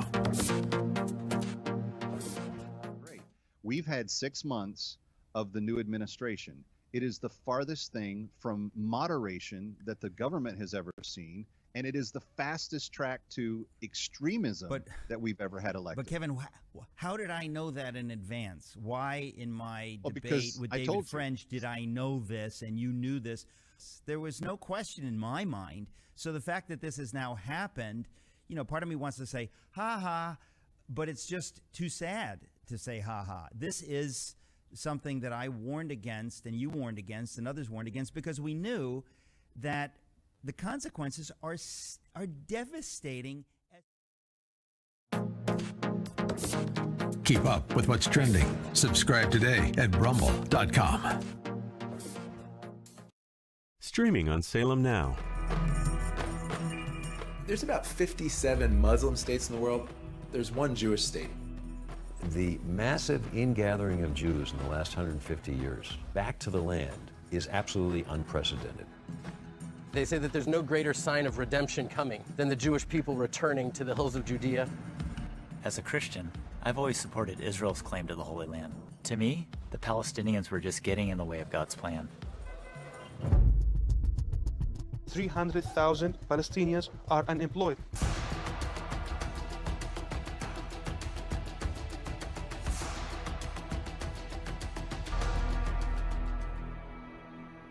In spite of all the years of conflict, there's hope here, if you know where to look for it. Stream on your phone, tablet, or TV. Look for Salem Now in the App Store or go to salemnow.com. Trending now on The Hugh Hewitt Show. Yesterday, General Milley told a congressional hearing that there is no chance, very unlikely and very little motivation for the People's Republic of China on this, the 100th anniversary of the Chinese Communist Party, to assault Taiwan in the near term. Quote, there's no reason to do it militarily, and they know that. So I think the probability is probably low in the immediate near-term future. Your reaction, Senator Cotton? Well, I think that's right. Up through the end of the Beijing Olympics in February, Russia didn't invade Crimea, and 8 months before the Sochi Olympics in 2014, they invaded it 4 days after those Olympics ended. Keep up with what's trending. Subscribe on YouTube and at rumble.com. Streaming on Salem Now. Surprise! Sharon and I. Sharon and you what? Things just happened. My girlfriend and my best friend. You got 30 days to grow up, son. Nathan Hanning, it is good to have you home. Nona, it's Nathan. Well, you don't mind my giving her your room, do you? Really though, thanks for thinking of me for this position. I thought about you first. Come on, growing up, I had a huge crush on you. There are things that we all need to change about ourselves, but we can't blame God because He helps us change. Stream on your phone, tablet.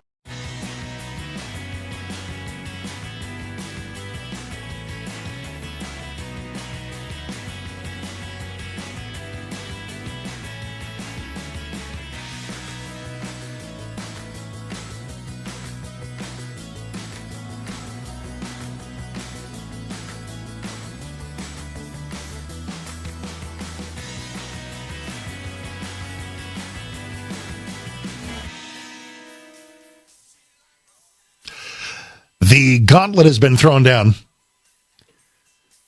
William is in for Sean, has said, you better recognize this coming in. You better recognize this coming in. Who am I if I don't recognize the great Delbert McClinton? Every time I roll the dice. Now, I'd say if you're going to throw down some Delbert, I mean, the easier thing would have been giving it up for your love every day. There's the Delbert song that everybody knows. But what fun would that be? Where's the challenge in that? So already. All right, let us head to your calls. Telephone number again on the Dennis Prager Show, 1-8-Prager-776. Mark Davis filling in for Dennis. Dennis is back tomorrow. We are here together today, making the most of it. Let's see what else is going on in your heads. We're in Valencia, California. Sean, hey, Mark Davis in for Dennis. Welcome, and how are you? Mark. Hi. Good. How are you? Fantastic. Thank you. Good. Thanks for having me on. I just wanted to make a comment. It seems like the Democrats constantly are throwing things at us left and right, and the Republicans and conservatives are reacting all the time to what the Democrats are doing. And I would love to see us start taking a stance and really start throwing it at them. And one of the things I think we should all be doing right now is boycotting Facebook. We know for a fact that they're in talks with the U.S. government and they're censoring us And all the conservative radio stations should be saying, boycott Facebook. Okay, Get off it, here's abandon the platform. Here, everybody's entitled to whatever they want to do on this. I will never sign on to that, and here's why. First of all, the problem, and you would define it well, Facebook, Twitter, they are absolutely policing conservative speech, marginalizing it, kicking it out to the curb whenever they can. This is terrible.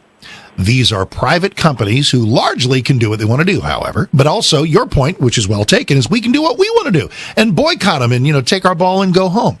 How in the world do we help ourselves by cutting and running from the battle? So let me offer you the following idea.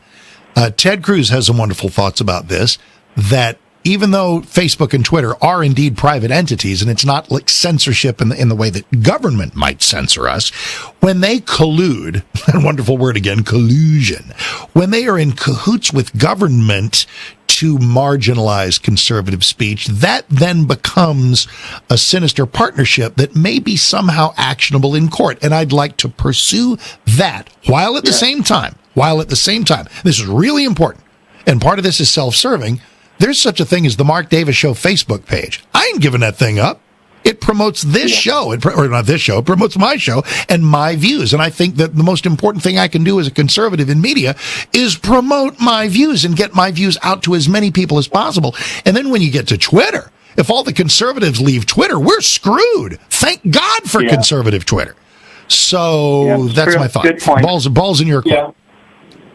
I agree with you. I mean, that's a valid point. It's just frustrating, as you know. I sit and listen every day, and I'm always looking for angles. Well, I hope that was of value, and I deeply appreciate it. All righty, 1-8-Prager-776. We are in Los Angeles. Doug, hey, Mark Davis in for Dennis. Welcome. How are you? Very good. Thank you for including me in the show today. My pleasure. I just wanted to comment as an independent who signed a recall petition for Governor Newsom, how absolutely disappointing the Republican Party dropping the ball on the recall has been. How so? For your listeners not in California, there's two votes. One is a binary yes-no, should Newsom be recalled? And then the second is, who's your candidate going to be?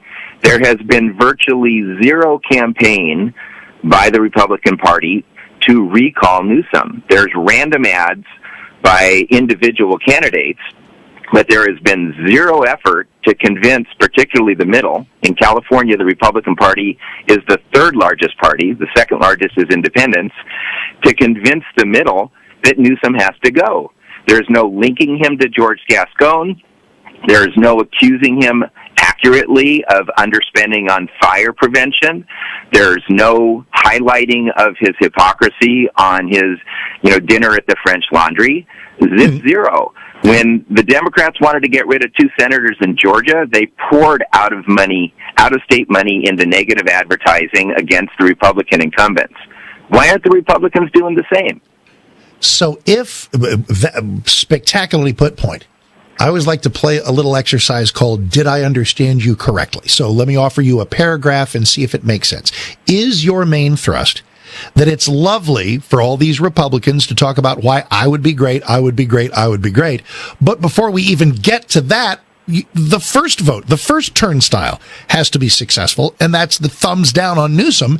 And it seems that every Republican to you ought to be spending some amount of time, of course, tooting their own horn, but also coherently and cogently talking about why Newsom's got to go.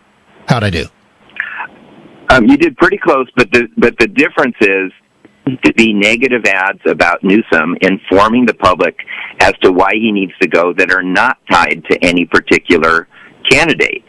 Okay. Who would pay for them? Where would they come from?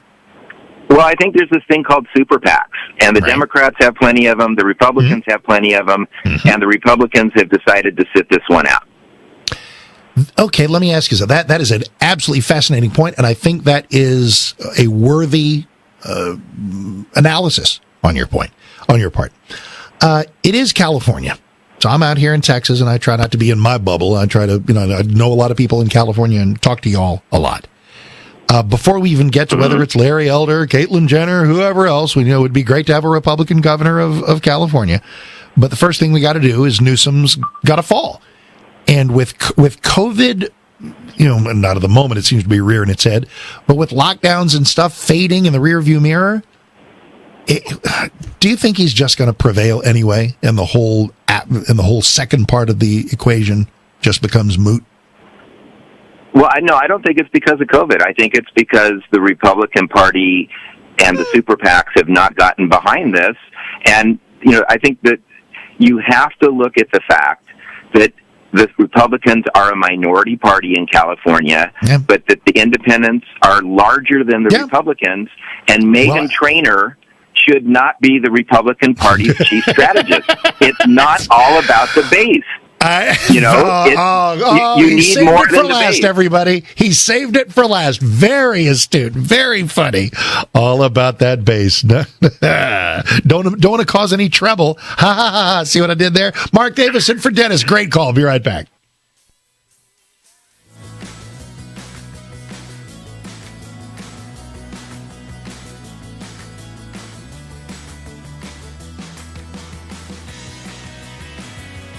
Streaming on Salem Now. Surprise! Sharon and I. Sharon and you what? Things just happened. My girlfriend and my best friend. You got 30 days to grow up, son. Nathan Hanning, it is good to have you home. Nona, it's Nathan. Well, you don't mind my giving her your room, do you? Really though, thanks for taking me to this position. I thought about you first. Come on, growing up, I had a huge crush on you. There are things that we all need to change about ourselves, but we can't blame God because He helps us change. Stream on your phone, tablet, or TV. Look for Salem Now in the App Store or go to salemnow.com. Trending now on The Larry Elder Show. Anyway, you were talking about Bill Cosby, and I kind of disagreed with you about, you were saying about all the women. I might say maybe, 18 women? Oh, no, it's close to 50 women that have made allegations. 50? 50, 5-0. Oh, okay. Mm-hmm. So you believe all of them are Well, you think all 50 are lying, including Beverly Johnson, one of the first black major models in America? She said he also gave her drugs and tried to rape her. I'm a woman, and what I'm saying is, and they're in Hollywood. He's a high-profile man, mm-hmm. and they wanted to be alone with him. They might not have wanted his advances, but it's kind of Lynn, please. There's no doubt that because he was famous and rich, he attracted women. The question is, did he drug them and have sex with them? And that's known as rape. And the question is, let me answer that. That's what I'm saying. If they drank anything that he had, right, they willingly drink it. Okay. Now, Lynn, hold on a second. The reason Bill Cosby got released is because the prior prosecutor apparently entered into some sort of deal with him and said, you're not going to be criminally prosecuted if you testify honestly in the civil trial. And in the civil trial, years ago, he testified and admitted that he gave that particular woman a drug in order to have sex with her. He admitted it under oath. One woman. Okay, one woman. Yes, but not. How many does it take? Well, I just saying, I know I'm a woman. I know women. I'm not saying some of it didn't happen.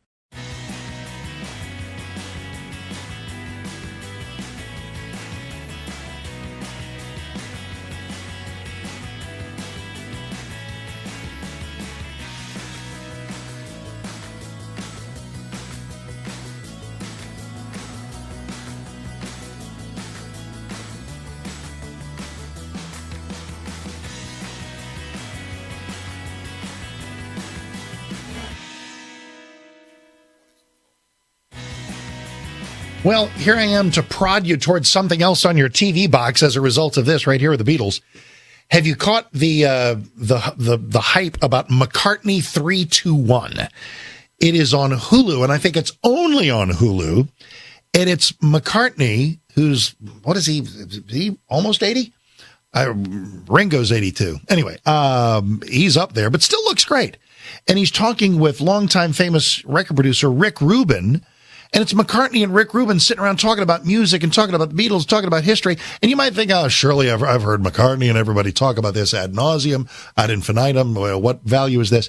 It is fantastic. And McCartney tells early on the story about how that story right there, Getting Better, or that song right there, Getting Better, is emblematic of his worldview versus John's. The upbeat, the optimism, the seeing everything, the best in everyone, that's Paul versus the more caustic John. And in that song, you've got, getting better all the time. And then there's a line from John, can't get much worse. And so McCartney 3-2-1, Beatle fan, non-Beatle fan, whatever. It's an amazing chunk of music history. And it's on Hulu. So there you go. All right, Tay. Listen, while I'm on a roll, did something else in the world of streaming last night at the movie house. You ready for the movie house? Who goes there anymore? I actually did go to a movie for the first time. As I mentioned, my family and I popped into the car, did a little Texas road trip. And there northwest of Houston in the wonderful town of Cypress, Texas, we went to one of those big old easy chair recliner, they'll bring you food kind of things that we tend to like up here at home as well. And on Saturday night of last weekend, saw Black Widow. Enjoyed it. I'm kind of a sucker for the whole Marvel thing. I'm not as wired into all the superhero movies as everybody is, as some of them strike me as just noise and I don't know or care what the plot is. But the Marvel stuff and the Iron Man stuff and the Avengers stuff has been pretty good. And Black Widow is quite good. So anyway, the last night, since it's now streaming, don't have to go to the theaters for this, Quiet Place 2. Hello. Just remarkable. If you watch the first one, and in fact, I urge you to go back and find the first one first, because you've got to be made to care in the way that John Krasinski and his wonderful wife, Emily Blunt, playing the husband and wife, fighting aliens with hearing like your Doberman on steroids. They hear you, they find you, they kill you. So they've eaten the planet and most of the people on it. How do you survive that?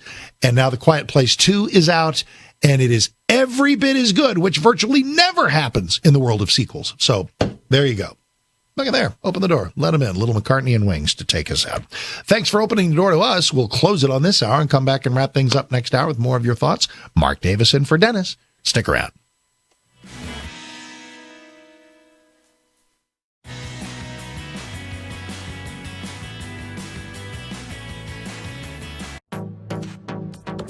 Trending now on The Mike Gallagher Show. If you're longing for a place that feels like pre-pandemic America, I'll tell you right now, Las Vegas is one of them. What's your community? Well, tell me what your town is like and how you would respond to being in a theater with 1,800 other people, elbow to elbow. Here's Mike. What's the upstate of South Carolina, Mike, life like, Mike? Mike, it is wide open for business, baby. We are rocking and rolling, and we cannot get enough people to work. So come on down here and grab yourself a job. I love it. That makes me happy. Coming back to work makes me happy. Thank you, Mike. Keep up with what's trending. Subscribe on YouTube and at rumble.com.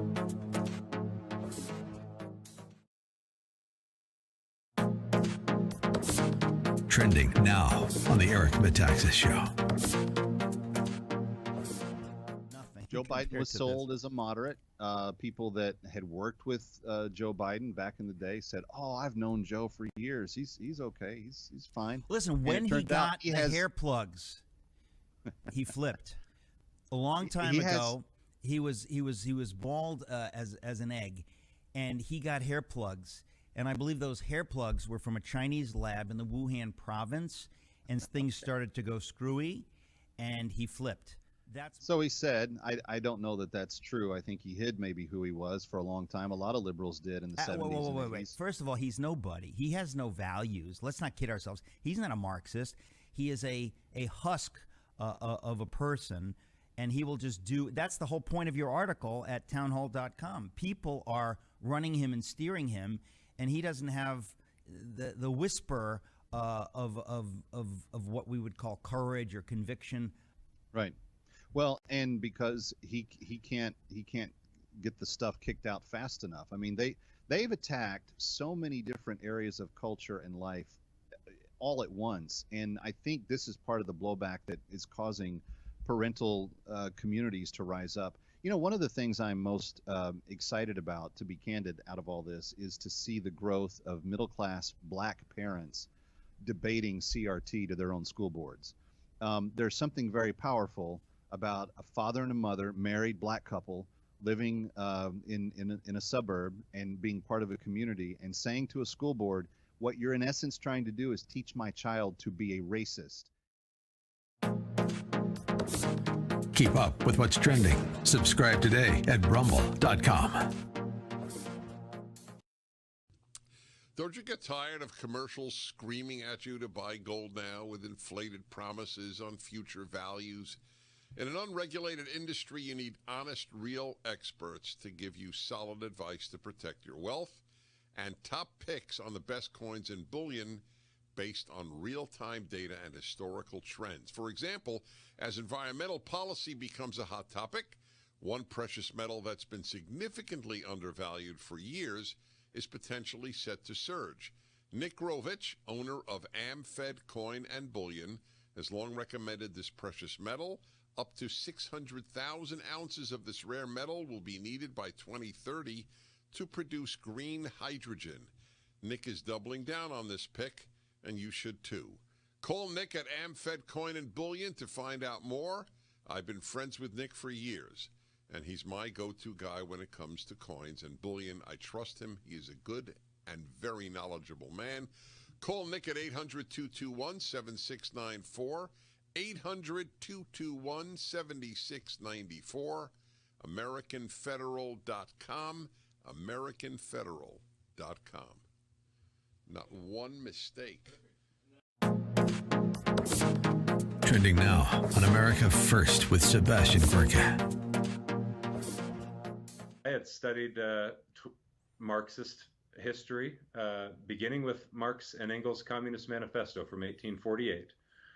And when I first studied that and saw in section 1 of the manifesto what you can recognize as what's called the oppressor versus oppressed narrative of human history, a whole bunch of stuff that was taking place in our country began to become exceptionally clear to me. And I began to piece together a lot of the what I'll call militant impulse that was manifesting in society as time went on.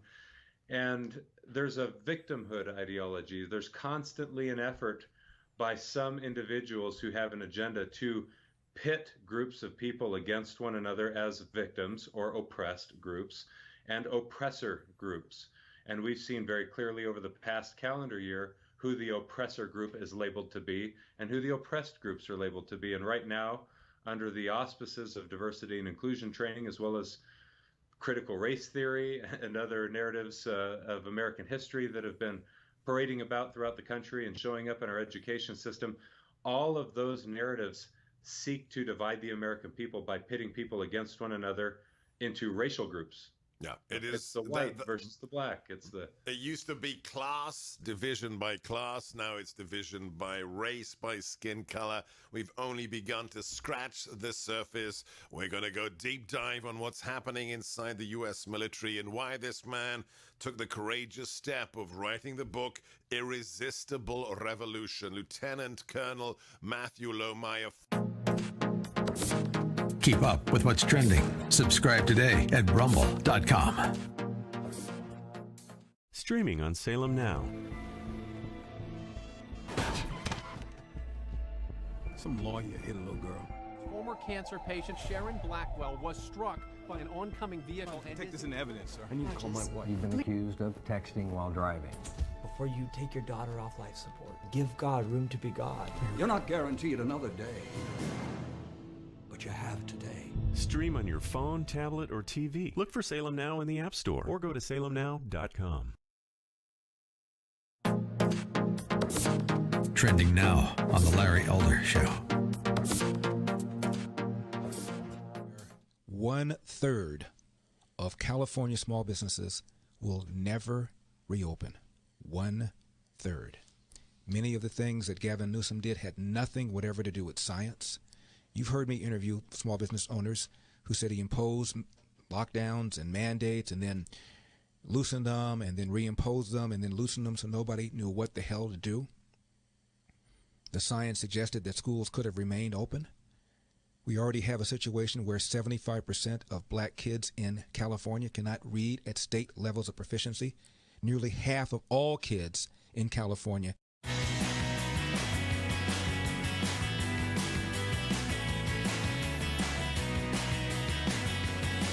So who's with me? Well, I don't know. Maybe I'll deploy that locally. In the meantime, it's great to be here nationally on the Dennis Prager Show. Mark Davis with you, filling in as I often am blessed to do. Thank you for hanging out with me. Dennis is back tomorrow. I'm the Happy Morning host at 6:60 a.m. The Answer in big, thriving, steamy Dallas-Fort Worth. Hope all is well with you as we get ready to dive back to some of your calls. Man, have I got some audio for you. Are you ready for a ding, ding, ding cage match of the day? Rand Paul and Anthony Fauci. Oh, my. Oh, boy. It has to do with gain of function research. Get ready to head back into that word salad of COVID. And look, maybe it's a good place. We haven't had a chance to get into much of this today, and it is very front of mind. More front of mind for some than it is for others. I mean, I'm paying attention. Of course, look what I do for a living. I have to pay attention. But I'm vaccinated. I'm glad I am. I'm not going to badger you if you're not. It's freedom of choice for you. Obviously, there's a big and interesting issue about does that freedom of choice extend to businesses, colleges, universities, places that seek to require vaccination. I think it largely does.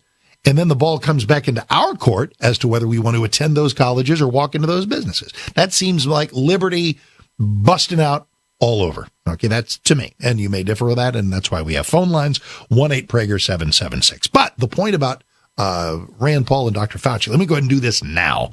And then I'll just add that to the topical layers. We got a bunch of people on the phone about a number of things. Before our last gentleman deployed his Meghan Trainor joke, which was very funny. It's not always about that base, ha ha ha, in the Gavin Newsom recall. Quick word about that. I don't know if y'all are going to be able to get rid of Gavin Newsom. If you can, our friend and colleague whom we love, Larry Elder, is just awesome that he is there willing to serve in this capacity. But the way that California recall goes is before it gets to any of these folks, Larry, Caitlyn Jenner, Mr. Falconer, and various other people who are running, Democrats and Republicans, before it even gets to them, it's a simple up or down. Do you get rid of Gavin Newsom or not? And if the answer to that is not, then he stays and it doesn't even go to these other people. They have all, toiled, not for nothing, because, but it doesn't even get to them. If we keep Gavin Newsom, if you guys keep Gavin Newsom, then that's it. It's over.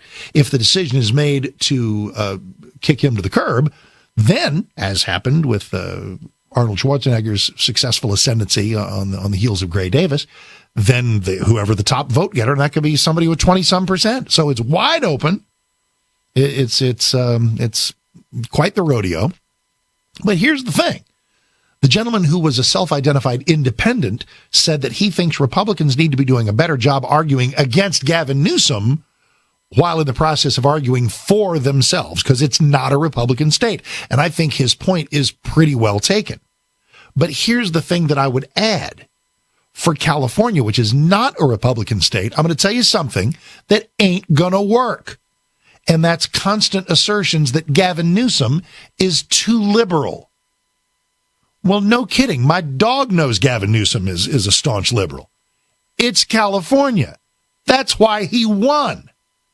What you've got to do, if you're looking to dislodge Gavin Newsom, is make points about how California is dysfunctional under him, about how he is unworthy, how for COVID response and forest management or whatever else you want to try to tag him with, he's just not serving the state well, objectively speaking. And if you can do that, then maybe you got a chance of dislodging him in the first vote. And then all these people in the scrum thereafter, one of them will be his successor. But if Republicans are going to go after Newsom going after his liberalism almost does him a favor. It's like a lot of Democrats that say, well, things seem to be going to hell, but yeah, he is a liberal. I'll vote for him. So, careful what you wish for. So just some thoughts from an admitted outsider on the California recall.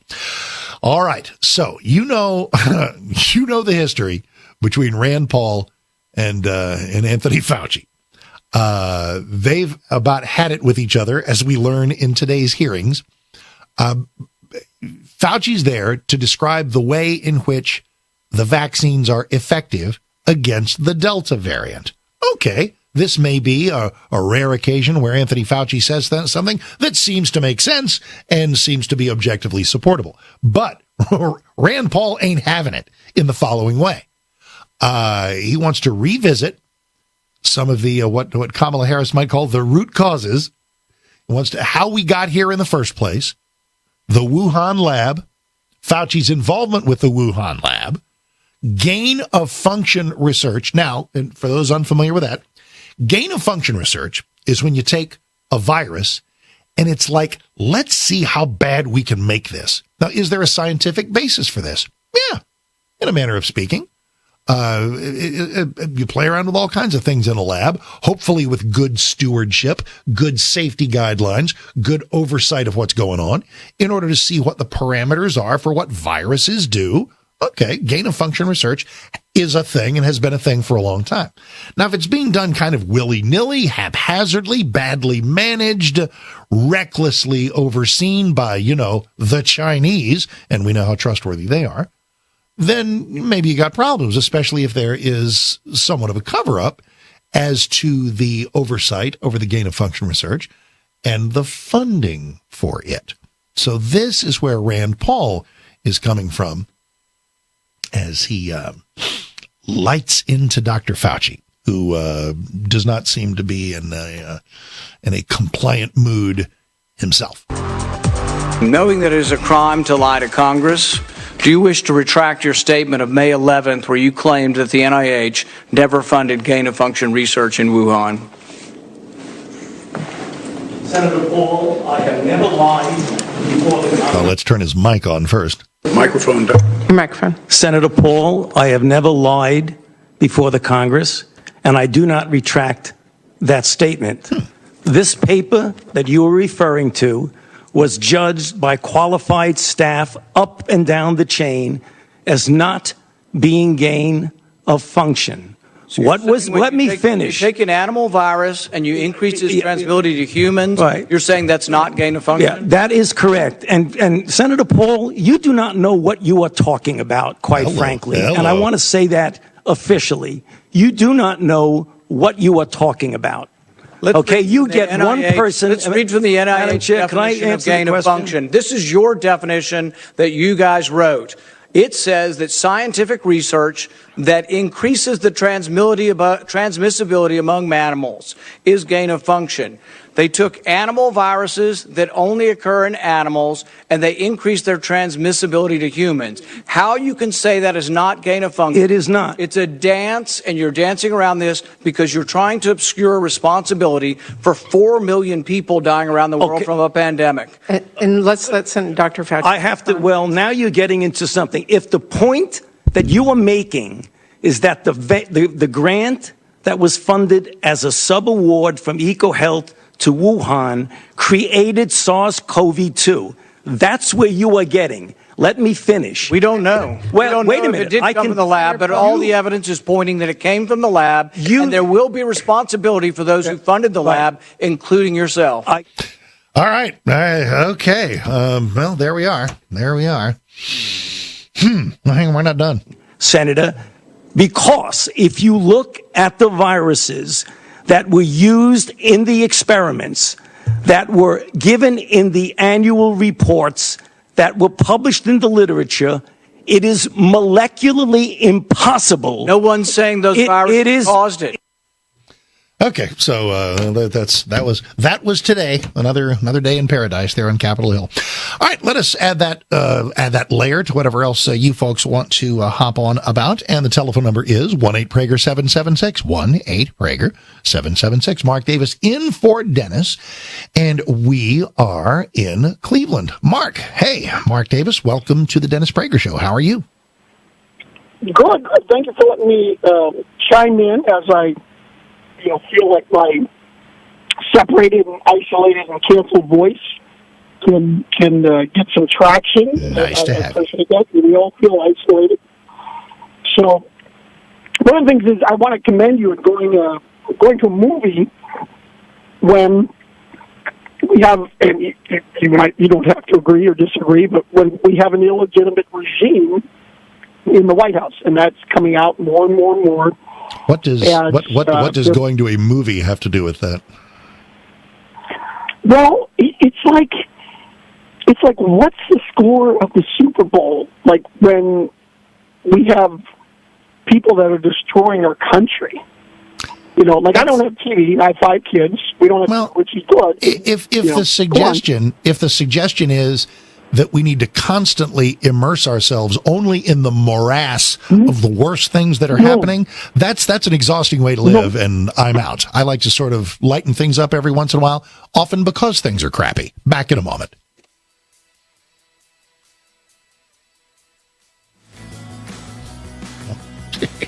All righty then.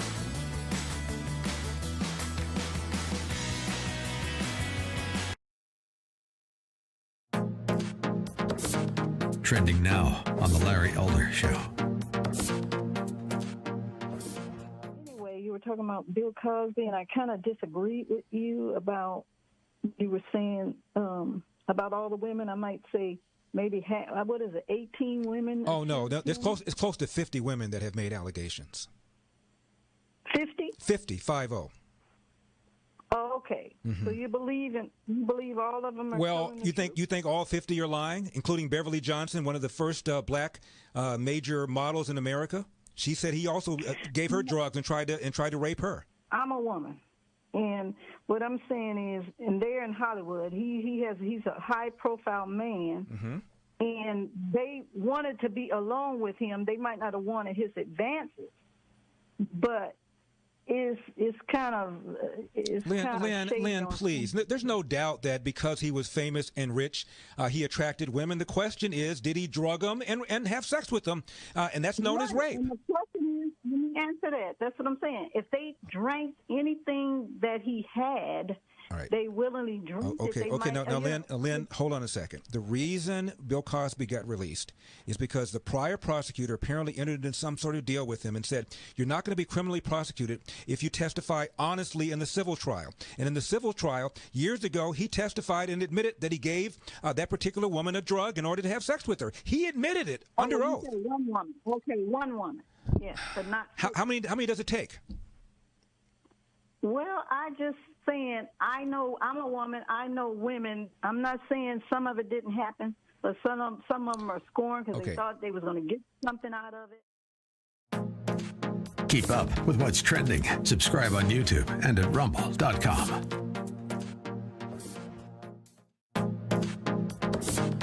Trending now on America First with Sebastian Gorka.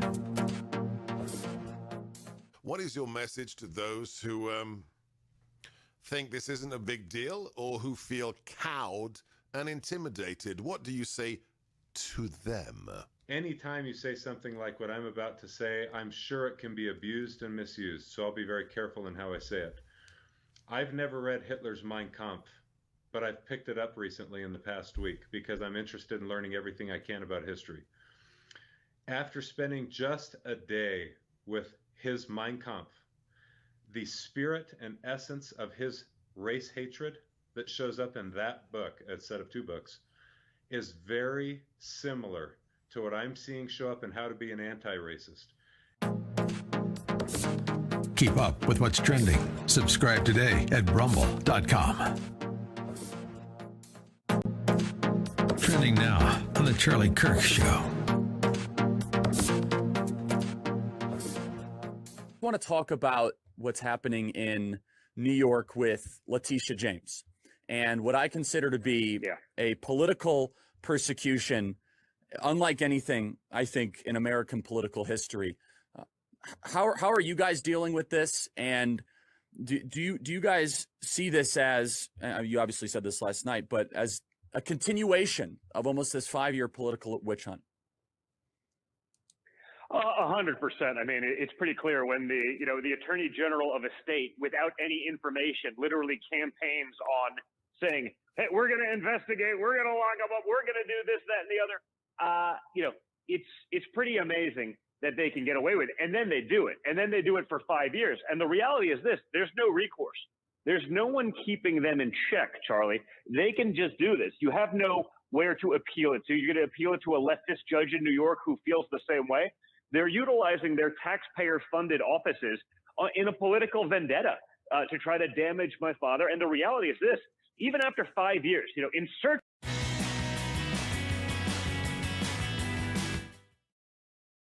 An Elvis record. A disc jockey by the name of Dewey Phillips did a radio show called Red Hot and Blue, which later became a barbecue franchise, I believe. Anyway, there in the summer of 1954, Dewey lays down, "That's all right, Mama," and everybody goes nuts, the phones go crazy, and the world has changed forever. Here's my Memphis story. I've been everywhere, man. All right, right now, though, I'm here, and I'm honored to be here for Dennis, and here being Irving, Texas, hard by the eastern border, the DFW airport, where I am the Happy Morning Show host here in DFW at 6:60 a.m., The Answer. But what makes me even happier is when the phone rings, and I get to come in and do this program when Dennis is away. Dennis is back tomorrow, and we are here together today, covering things as they break and covering stuff, breaking news and things in people's heads and just various thematic things, large and small.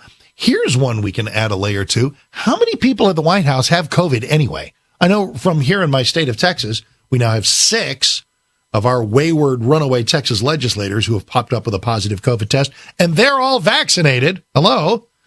And I don't want anybody to get sick. I don't want them to get sick. I want them to come back, face the music, have some accountability, and take part in the losing end, which it will be, of a vote on our Texas version of election security.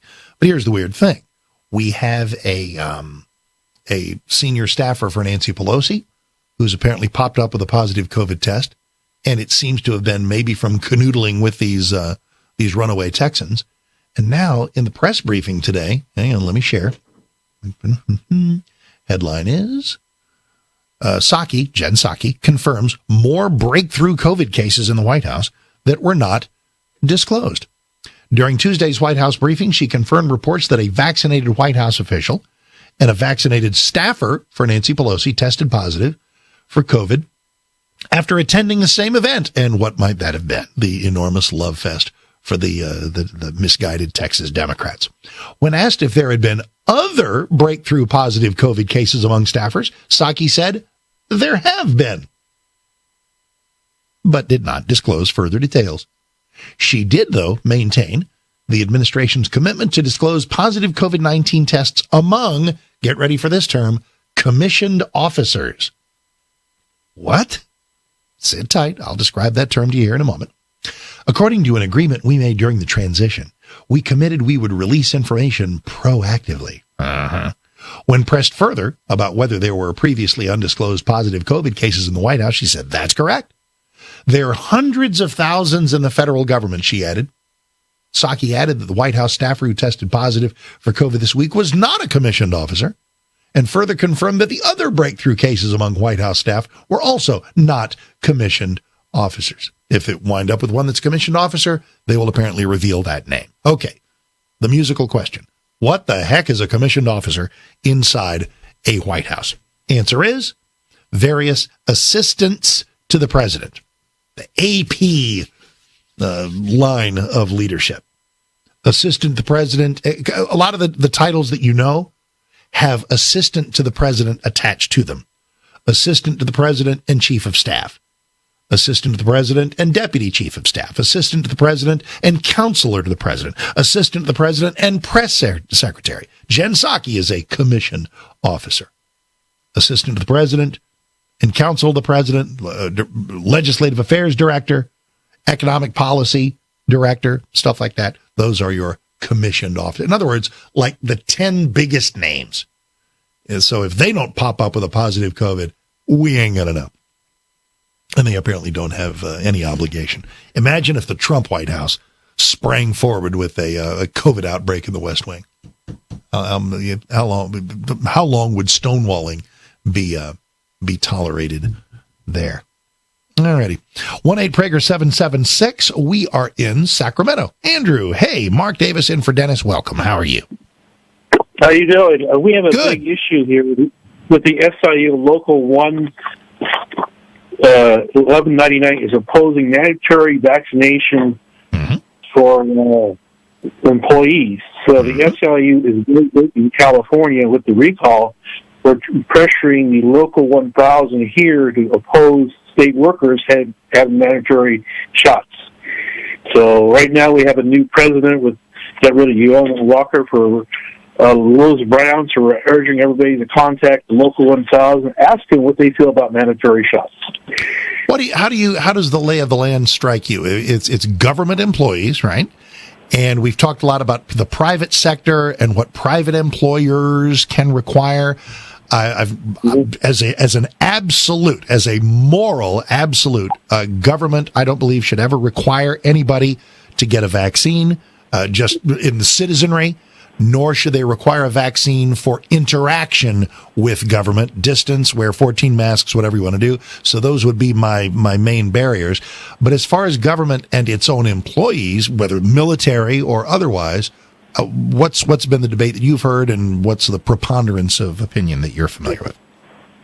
Well, our office used to be very pro-union. 40% have not gotten vaccination, and a lot of people have questions about the danger of this vaccination. What is your office? What's the nature of what is your office? What is your workplace, and what do you guys do? Well, I'll say we're a part of the state of California. Could you be more vague for me? But I mean, is it healthcare related? May I ask? Yes, in a way. Yes. Okay, we're making progress. No one knows who you are. You can tell me what's the general nature of the business being done there. So the reason I'm asking is it may or may not make sense for there to be a vaccine requirement for you guys. And if the basis for one's objection to that kind of depends on the nature of the work being done, doesn't it? Well, we just do basically office work. We don't meet the public very rarely. We do it on the internet. All right. Okay. Good answer. Because I do believe that if depending on what you're doing for a living, that if government is going to have vaccine requirements, that they should make sense. I mean, for government employees, that they should make some level of sense. EMTs and stuff like that. But as far as office workers, the fact that SIU is a left-wing union usually is not on our side. On this issue, we can put the SIU local in California on the defensive. Yeah, I guess. Do you believe that the majority of the workers in your office are anti-vaccine requirement? Well, I think maybe about 40%. But if we can force them to make an issue against the mandatory vaccine, would put the noose in big trouble, an embarrassing situation on the defensive, which helped the Republican Party. So it's interesting the Republican Party to contact the SIU Local 1000 in Sacramento. Okay. All right. Well, I appreciate the update. Deep in the weeds SEIU update. Listen, little battles. Every battle is big. Everything is important, and the gentleman apparently believes that may have ripples and ramifications that go well beyond his specific workplace, and he may be right. All righty, Mark Davis in for Dennis. Stick around. Much more to come.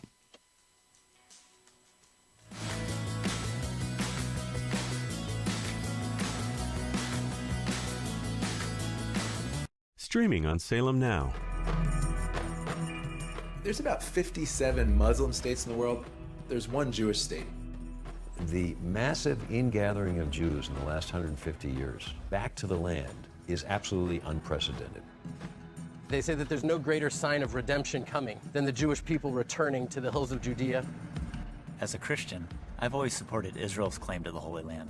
To me, the Palestinians were just getting in the way of God's plan. 300,000 Palestinians are unemployed.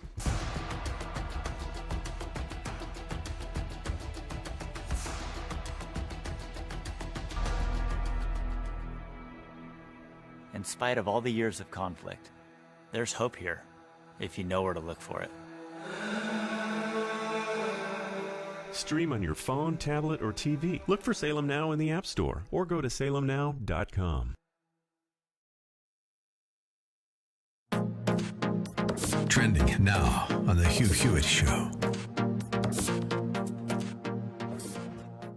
Yesterday, General Milley told a congressional hearing that there is no chance, very unlikely and very little motivation for the People's Republic of China on this, the 100th anniversary of the Chinese Communist Party, to assault Taiwan in the near term. Quote, there's no reason to do it militarily, and they know that. So I think the probability is probably low in the immediate near-term future. Your reaction, Senator Cotton? Well, I think that's right, up through the end of the Beijing Olympics in February. Russia didn't invade Crimea in the 8 months before the Sochi Olympics in 2014. They invaded it 4 days after those Olympics ended. Keep up with what's trending. Subscribe on YouTube and at rumble.com. Streaming on Salem Now. Surprise! Sharon and you what? Things just happened. My girlfriend and my best friend. You got 30 days to grow up, son. Nathan Hannigan, it is good to have you home. Nona, it's Nathan. Well, you don't mind my giving her your room, do you? Really though, thanks for thinking me for this position. I thought about you first. Come on, growing up, I had a huge crush on you. There are things that we all need to change about ourselves, but we can't blame God because He helps us change. Stream on your phone, tablet, or TV. Look for Salem Now in the App Store or go to salemnow.com. Trending now on The Larry Elder Show. You were talking about Bill Cosby, and I kind of disagreed with you about, you were saying about all the women. I might say maybe 18 women? Oh, no, it's close to 50 women that have made allegations. 50? 50. Oh, okay. Mm-hmm. So you believe all of them are Well, you think all 50 are lying, including Beverly Johnson, one of the first black major models in America? She said he also gave her drugs and tried to rape her. I'm a woman, and what I'm saying is, and they're in Hollywood. He's a high profile man, mm-hmm. and they wanted to be alone.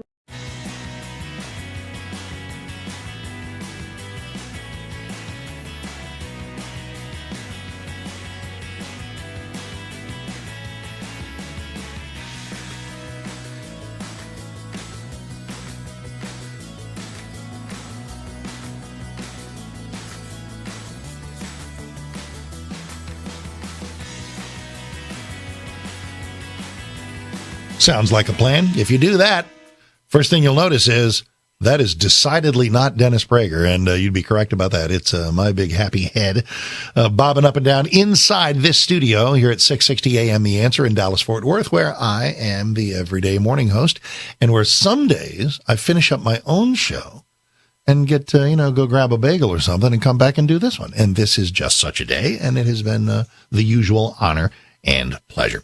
Phone number is 1-8-PRAGER-776, 1-8-PRAGER-776. I've had an interesting week. I was on vacation last week, as I mentioned, and I came back about a bunch of really cool interviews on the local show, including our own Governor Greg Abbott.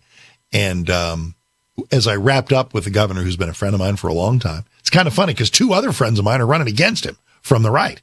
Don Huffines and Alan West. It's going to be wild. I asked him, are you just sick of being compared to Ron DeSantis? Have you just had it with Ron DeSantis? Because Abbott used to be like the go-to Republican governor, right? And then this DeSantis guy comes along, and he's like, the new kid in town and the new flavor of the month. And I'm a big DeSantis lover myself.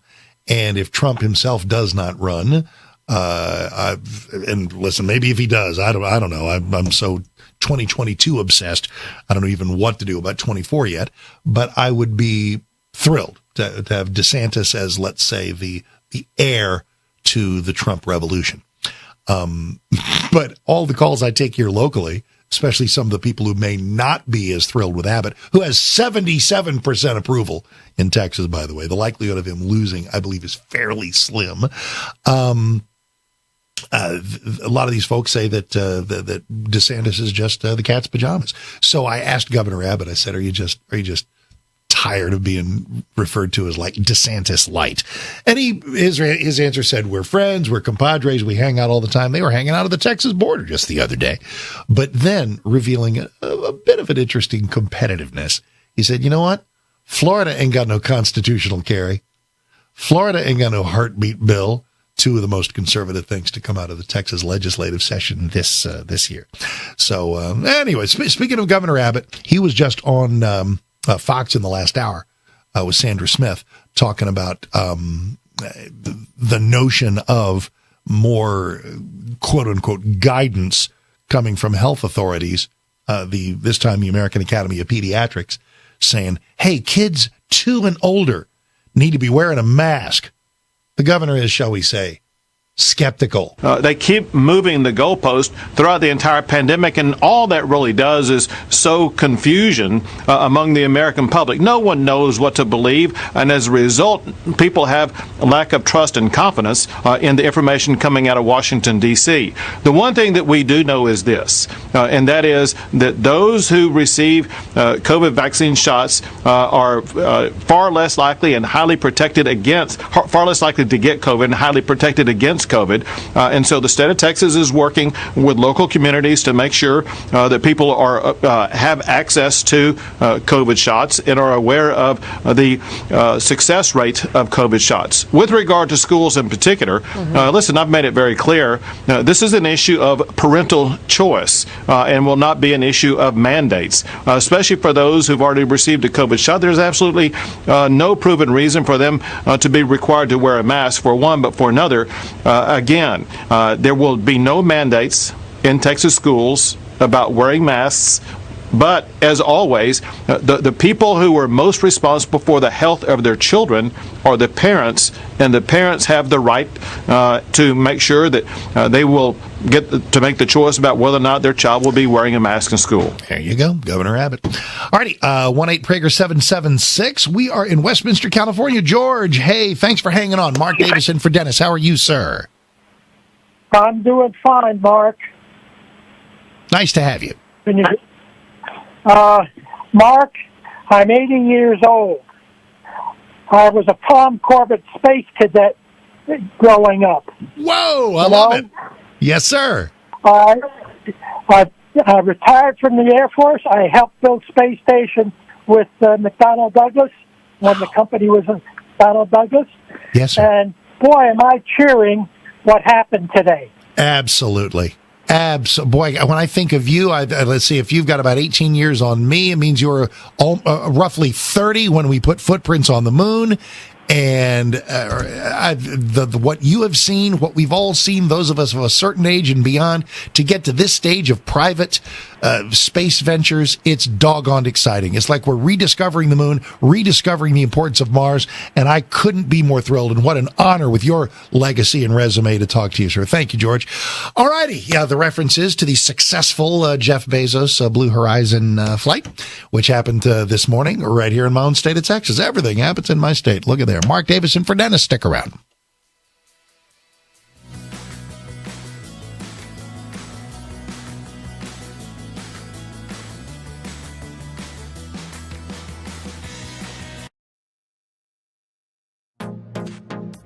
Trending now on the Hugh Hewitt Show. Yesterday, General Milley told a congressional hearing that there is no chance, not no chance, very unlikely and very little motivation for the People's Republic of China on this, the 100th anniversary of the Chinese Communist Party, to assault Taiwan in the near term. Quote, there's no reason to do it militarily, and they know that. So I think the probability is probably low in the immediate near-term future. Your reaction, Senator Cotton? Well, I think that's right. Up through the end of the Beijing Olympics in February, Russia didn't invade Crimea, and 8 months before the Sochi Olympics in 2014, they invaded it 4 days after those Olympics ended. Keep up with what's trending. Subscribe on YouTube and at rumble.com. Streaming on Salem Now. Surprise! Sharon and you what? Things just happened. My girlfriend and my best friend. You got 30 days to grow up, son. Nathan Hanning, it is good to have you home. Nona, it's Nathan. Well, you don't mind my giving her your room, do you? Really though, thanks for thinking of me for this position. I thought about you first. Come on, growing up, I had a huge crush on you. There are things that we all need to change about ourselves, but we can't blame God because He helps us change. Stream on your phone, tablet, or TV. Look for Salem Now in the App Store or go to salemnow.com. Trending now on The Larry Elder Show.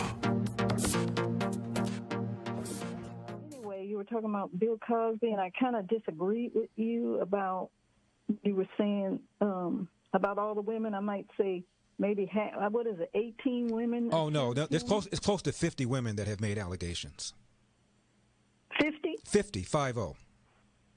Oh, okay. Mm-hmm. So you believe all of them are Well, telling the truth? you think all 50 are lying, including Beverly Johnson, one of the first black major models in America? She said he also gave her drugs and tried to rape her. I'm a woman. And what I'm saying is, and they're in Hollywood, he's a high-profile man, mm-hmm.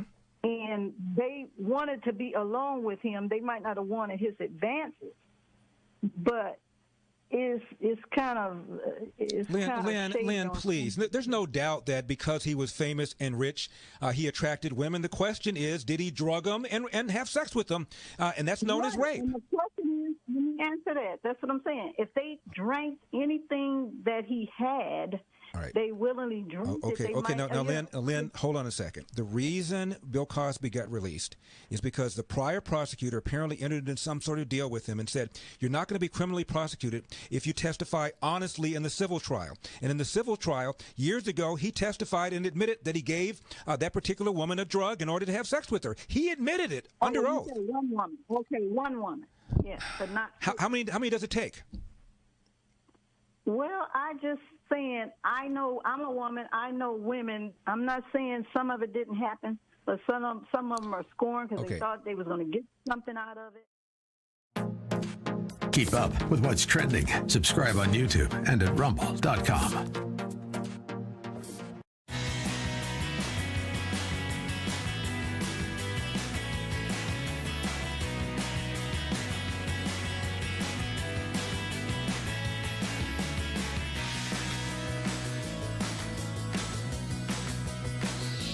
My, and a bad 500 on the challenges. It's the theme from something. And William threw down legendary actor William Conrad. The Buck Rogers 25th century thing? All right, there you go. All right. Fool the guest host. I am always up for it. I met the Delbert McClinton challenge earlier, so all right. Telephone number is 1-8-PRAGER-776, 1-8-PRAGER-776. We've got like a segment, a long segment, short segment left. So anything you want to get in, now would be the time. And I'll be back at some point, I'm sure. In the meantime, follow me on Twitter at Mark Davis, M-A-R-K Davis. If you have any interest in me in book form, a couple of ways to do that. I've talked about my state a lot. I hope hope I haven't beaten you to death with that. Lone Star America, How Texas Can Save the Country. That was like 2014. Every word still true. And Upside Down. This I should write like another. We should put this out in paperback or something. Upside Down, How the Left Turned Right into Wrong, Truth into Lies, and Good into Bad. Wrote that as Trump was ascending in 2016. And it's just basically a handy issue guide for how to engage constructively and with good humor and goodwill with our friends on the left when they say certain things that simply are not true. So that's Upside Down, How the Left Turned Right into Wrong, Truth into Lies, and Good into Bad. That's a lot of subtitle. So just do Mark Davis Upside Down on Amazon, and there you be. So appreciate that, and I hope you enjoy it. I have enjoyed hanging out with you. So let's see what else you have left for me. I got a couple of sort of culminating thoughts on today in history and the 52 years as you are in wherever you are tonight, a little before 8 Pacific time, a little before 9 Mountain time, a little before 10 Central time, a little before 11 Eastern time.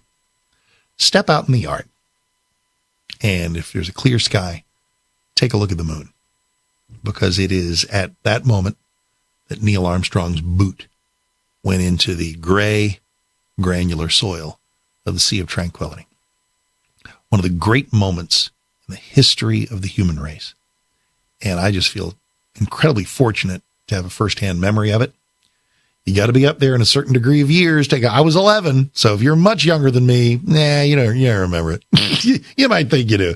But if you're older than I am, well, you might have been walking around as very nearly a functional adult at the time. So it's a remarkable thing. And I have cleaved to this generation of heroes and to this moment, this memory of this strain of American achievement, because I love this country, and what it can do, the things it has done, has never failed to amaze me in ways large and small. And that was one of the biggest. No doubt about it.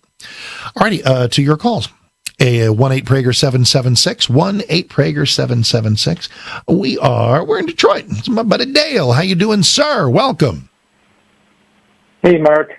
Howdy. How'd you manage to get this gig on a day like today with it? I know. I almost meant to tell Alan Estrin, you realize you've given me the Prager show on the moon landing anniversary. You realize Biden could resign and I might not get to it. Kidding. Anyways, want to make a quick point. You were talking about earlier about not being able to teach the morals of the KKK. Yes. But that's not the real. I mean, you went through the whole what the real statement was. But it also, the point I wanted to make is it also mentioned eugenics. So does that mean you can't teach the morals of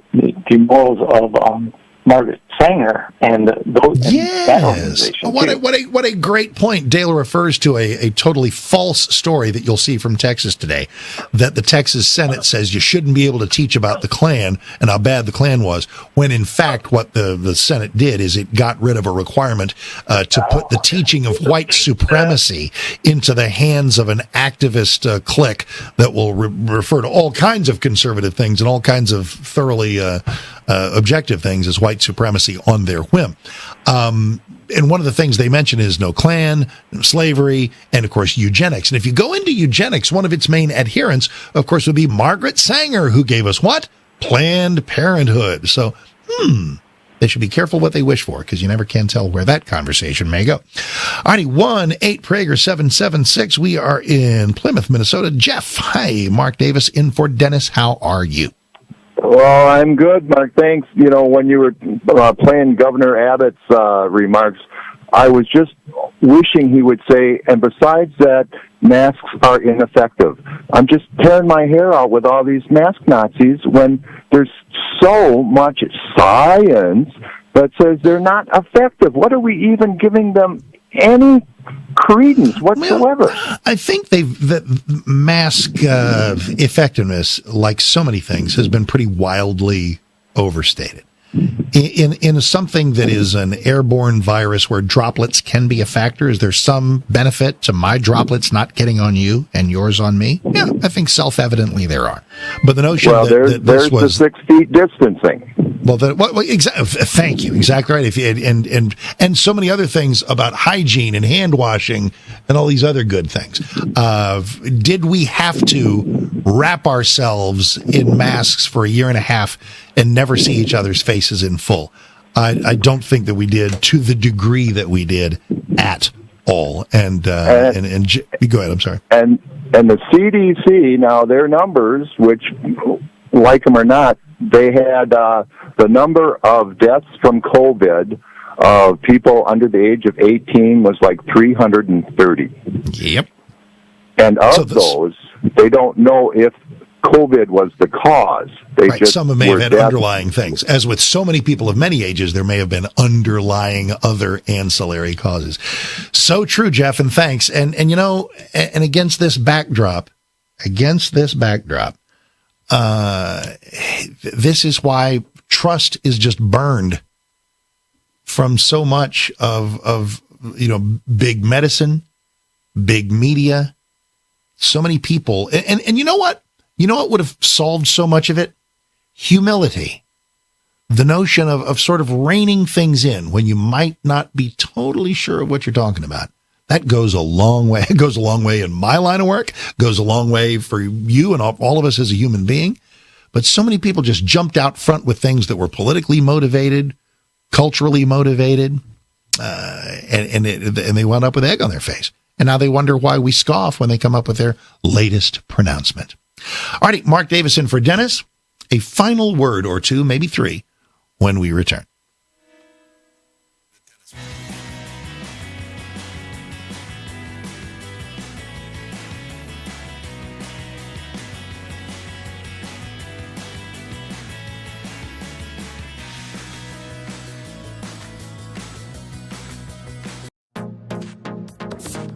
Trending now on America First with Sebastian Gorka.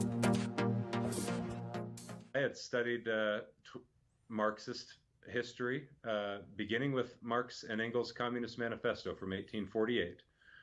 And when I first studied that and saw in section 1 of the manifesto what you can recognize as what's called the oppressor versus oppressed narrative of human history, a whole bunch of stuff that was taking place in our country began to become exceptionally clear to me. And I began to piece together a lot of the what I'll call militant impulse that was manifesting in society as time went on. And there's a victimhood ideology. There's constantly an effort by some individuals who have an agenda to pit groups of people against one another as victims or oppressed groups and oppressor groups. And we've seen very clearly over the past calendar year who the oppressor group is labeled to be and who the oppressed groups are labeled to be. And right now, under the auspices of diversity and inclusion training, as well as critical race theory and other narratives of American history that have been parading about throughout the country and showing up in our education system, all of those narratives seek to divide the American people by pitting people against one another into racial groups. Yeah, it's the white versus the black. It used to be class, division by class. Now it's division by race, by skin color. We've only begun to scratch the surface. We're going to go deep dive on what's happening inside the U.S. military and why this man took the courageous step of writing the book Irresistible Revolution. Lieutenant Colonel Matthew Lohmeyer. Keep up with what's trending. Subscribe today at rumble.com. Streaming on Salem Now.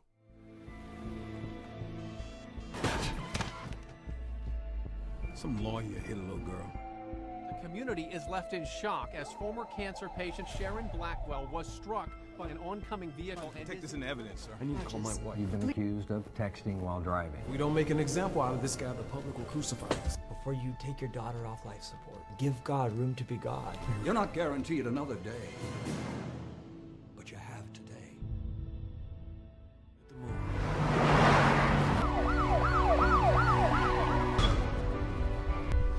Get back or I'll shoot you. No one's left inside for the pastor and his 2 daughters. If you run, I'll shoot you.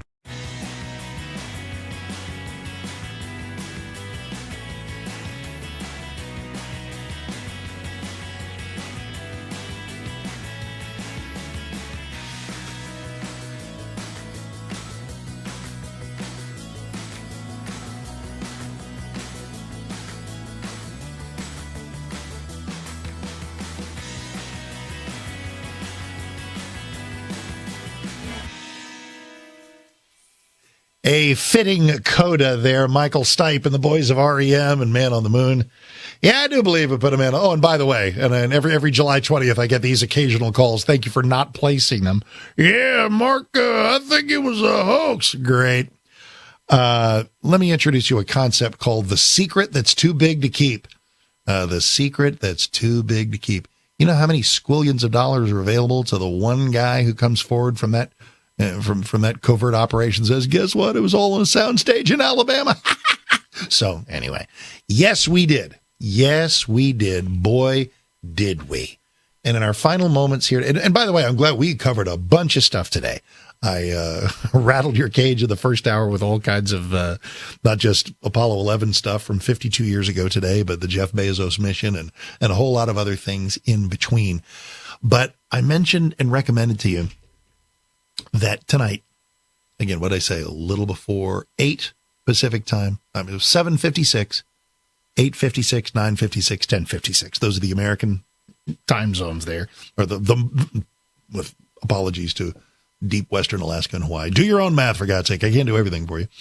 And it was 10:56 Eastern time, so 9:56 here in Texas. And the television was horrible. You see some of the later missions, Apollo 16, 17, they're in color, they're bounding around, it's great. It was ghostly and weird, and it was upside down at first. I thought, good Lord, we're not going to be able to watch this. It's upside down. And then they flipped it around, and then Neil Armstrong comes down, talks about how the footpad of the lunar module goes into the surface 1 or 2 inches, and then says, I'm going to step off the limb now. And you hear them, just that delicious hiss of signals traveling 238,000 miles. That's one small step for a man, he says. But I think he kind of got caught up, meaning for me to make, a small step for me to make, for a man to make. One giant leap for mankind. My goodness, it sure was. Now, it's funny. The substantially shorter Pete Conrad commanded the Apollo 12 mission in November of 1969 and jumped off that last rung of the ladder and said, it might have been a short one for Neil, but it was a long one for me. So today, as I always do, I remember not just Neil Armstrong and Buzz Aldrin, but I remember Pete Conrad and Alan Bean. And I remember Alan Shepard and Edgar Mitchell. And I remember Dave Scott and Jim Irwin. And I remember John Young and Charlie Duke. And Gene Cernan and Jack Schmidt. And, of course, Lovell, Hayes, and Swigert didn't get to go to the moon. Well, they went to the moon, blew up. We brought them back. That may have been a triumph almost as impressive as the successful missions. So let's remember this amazing generation of American achievement. Thanks for hanging out with me today. Mark Davis in for Dennis, and much appreciate you. Follow me on Twitter at Mark Davis. Dennis back tomorrow, and I'm back whenever they call, right here on the Dennis Prager Show. Have a wonderful and blessed rest of your day.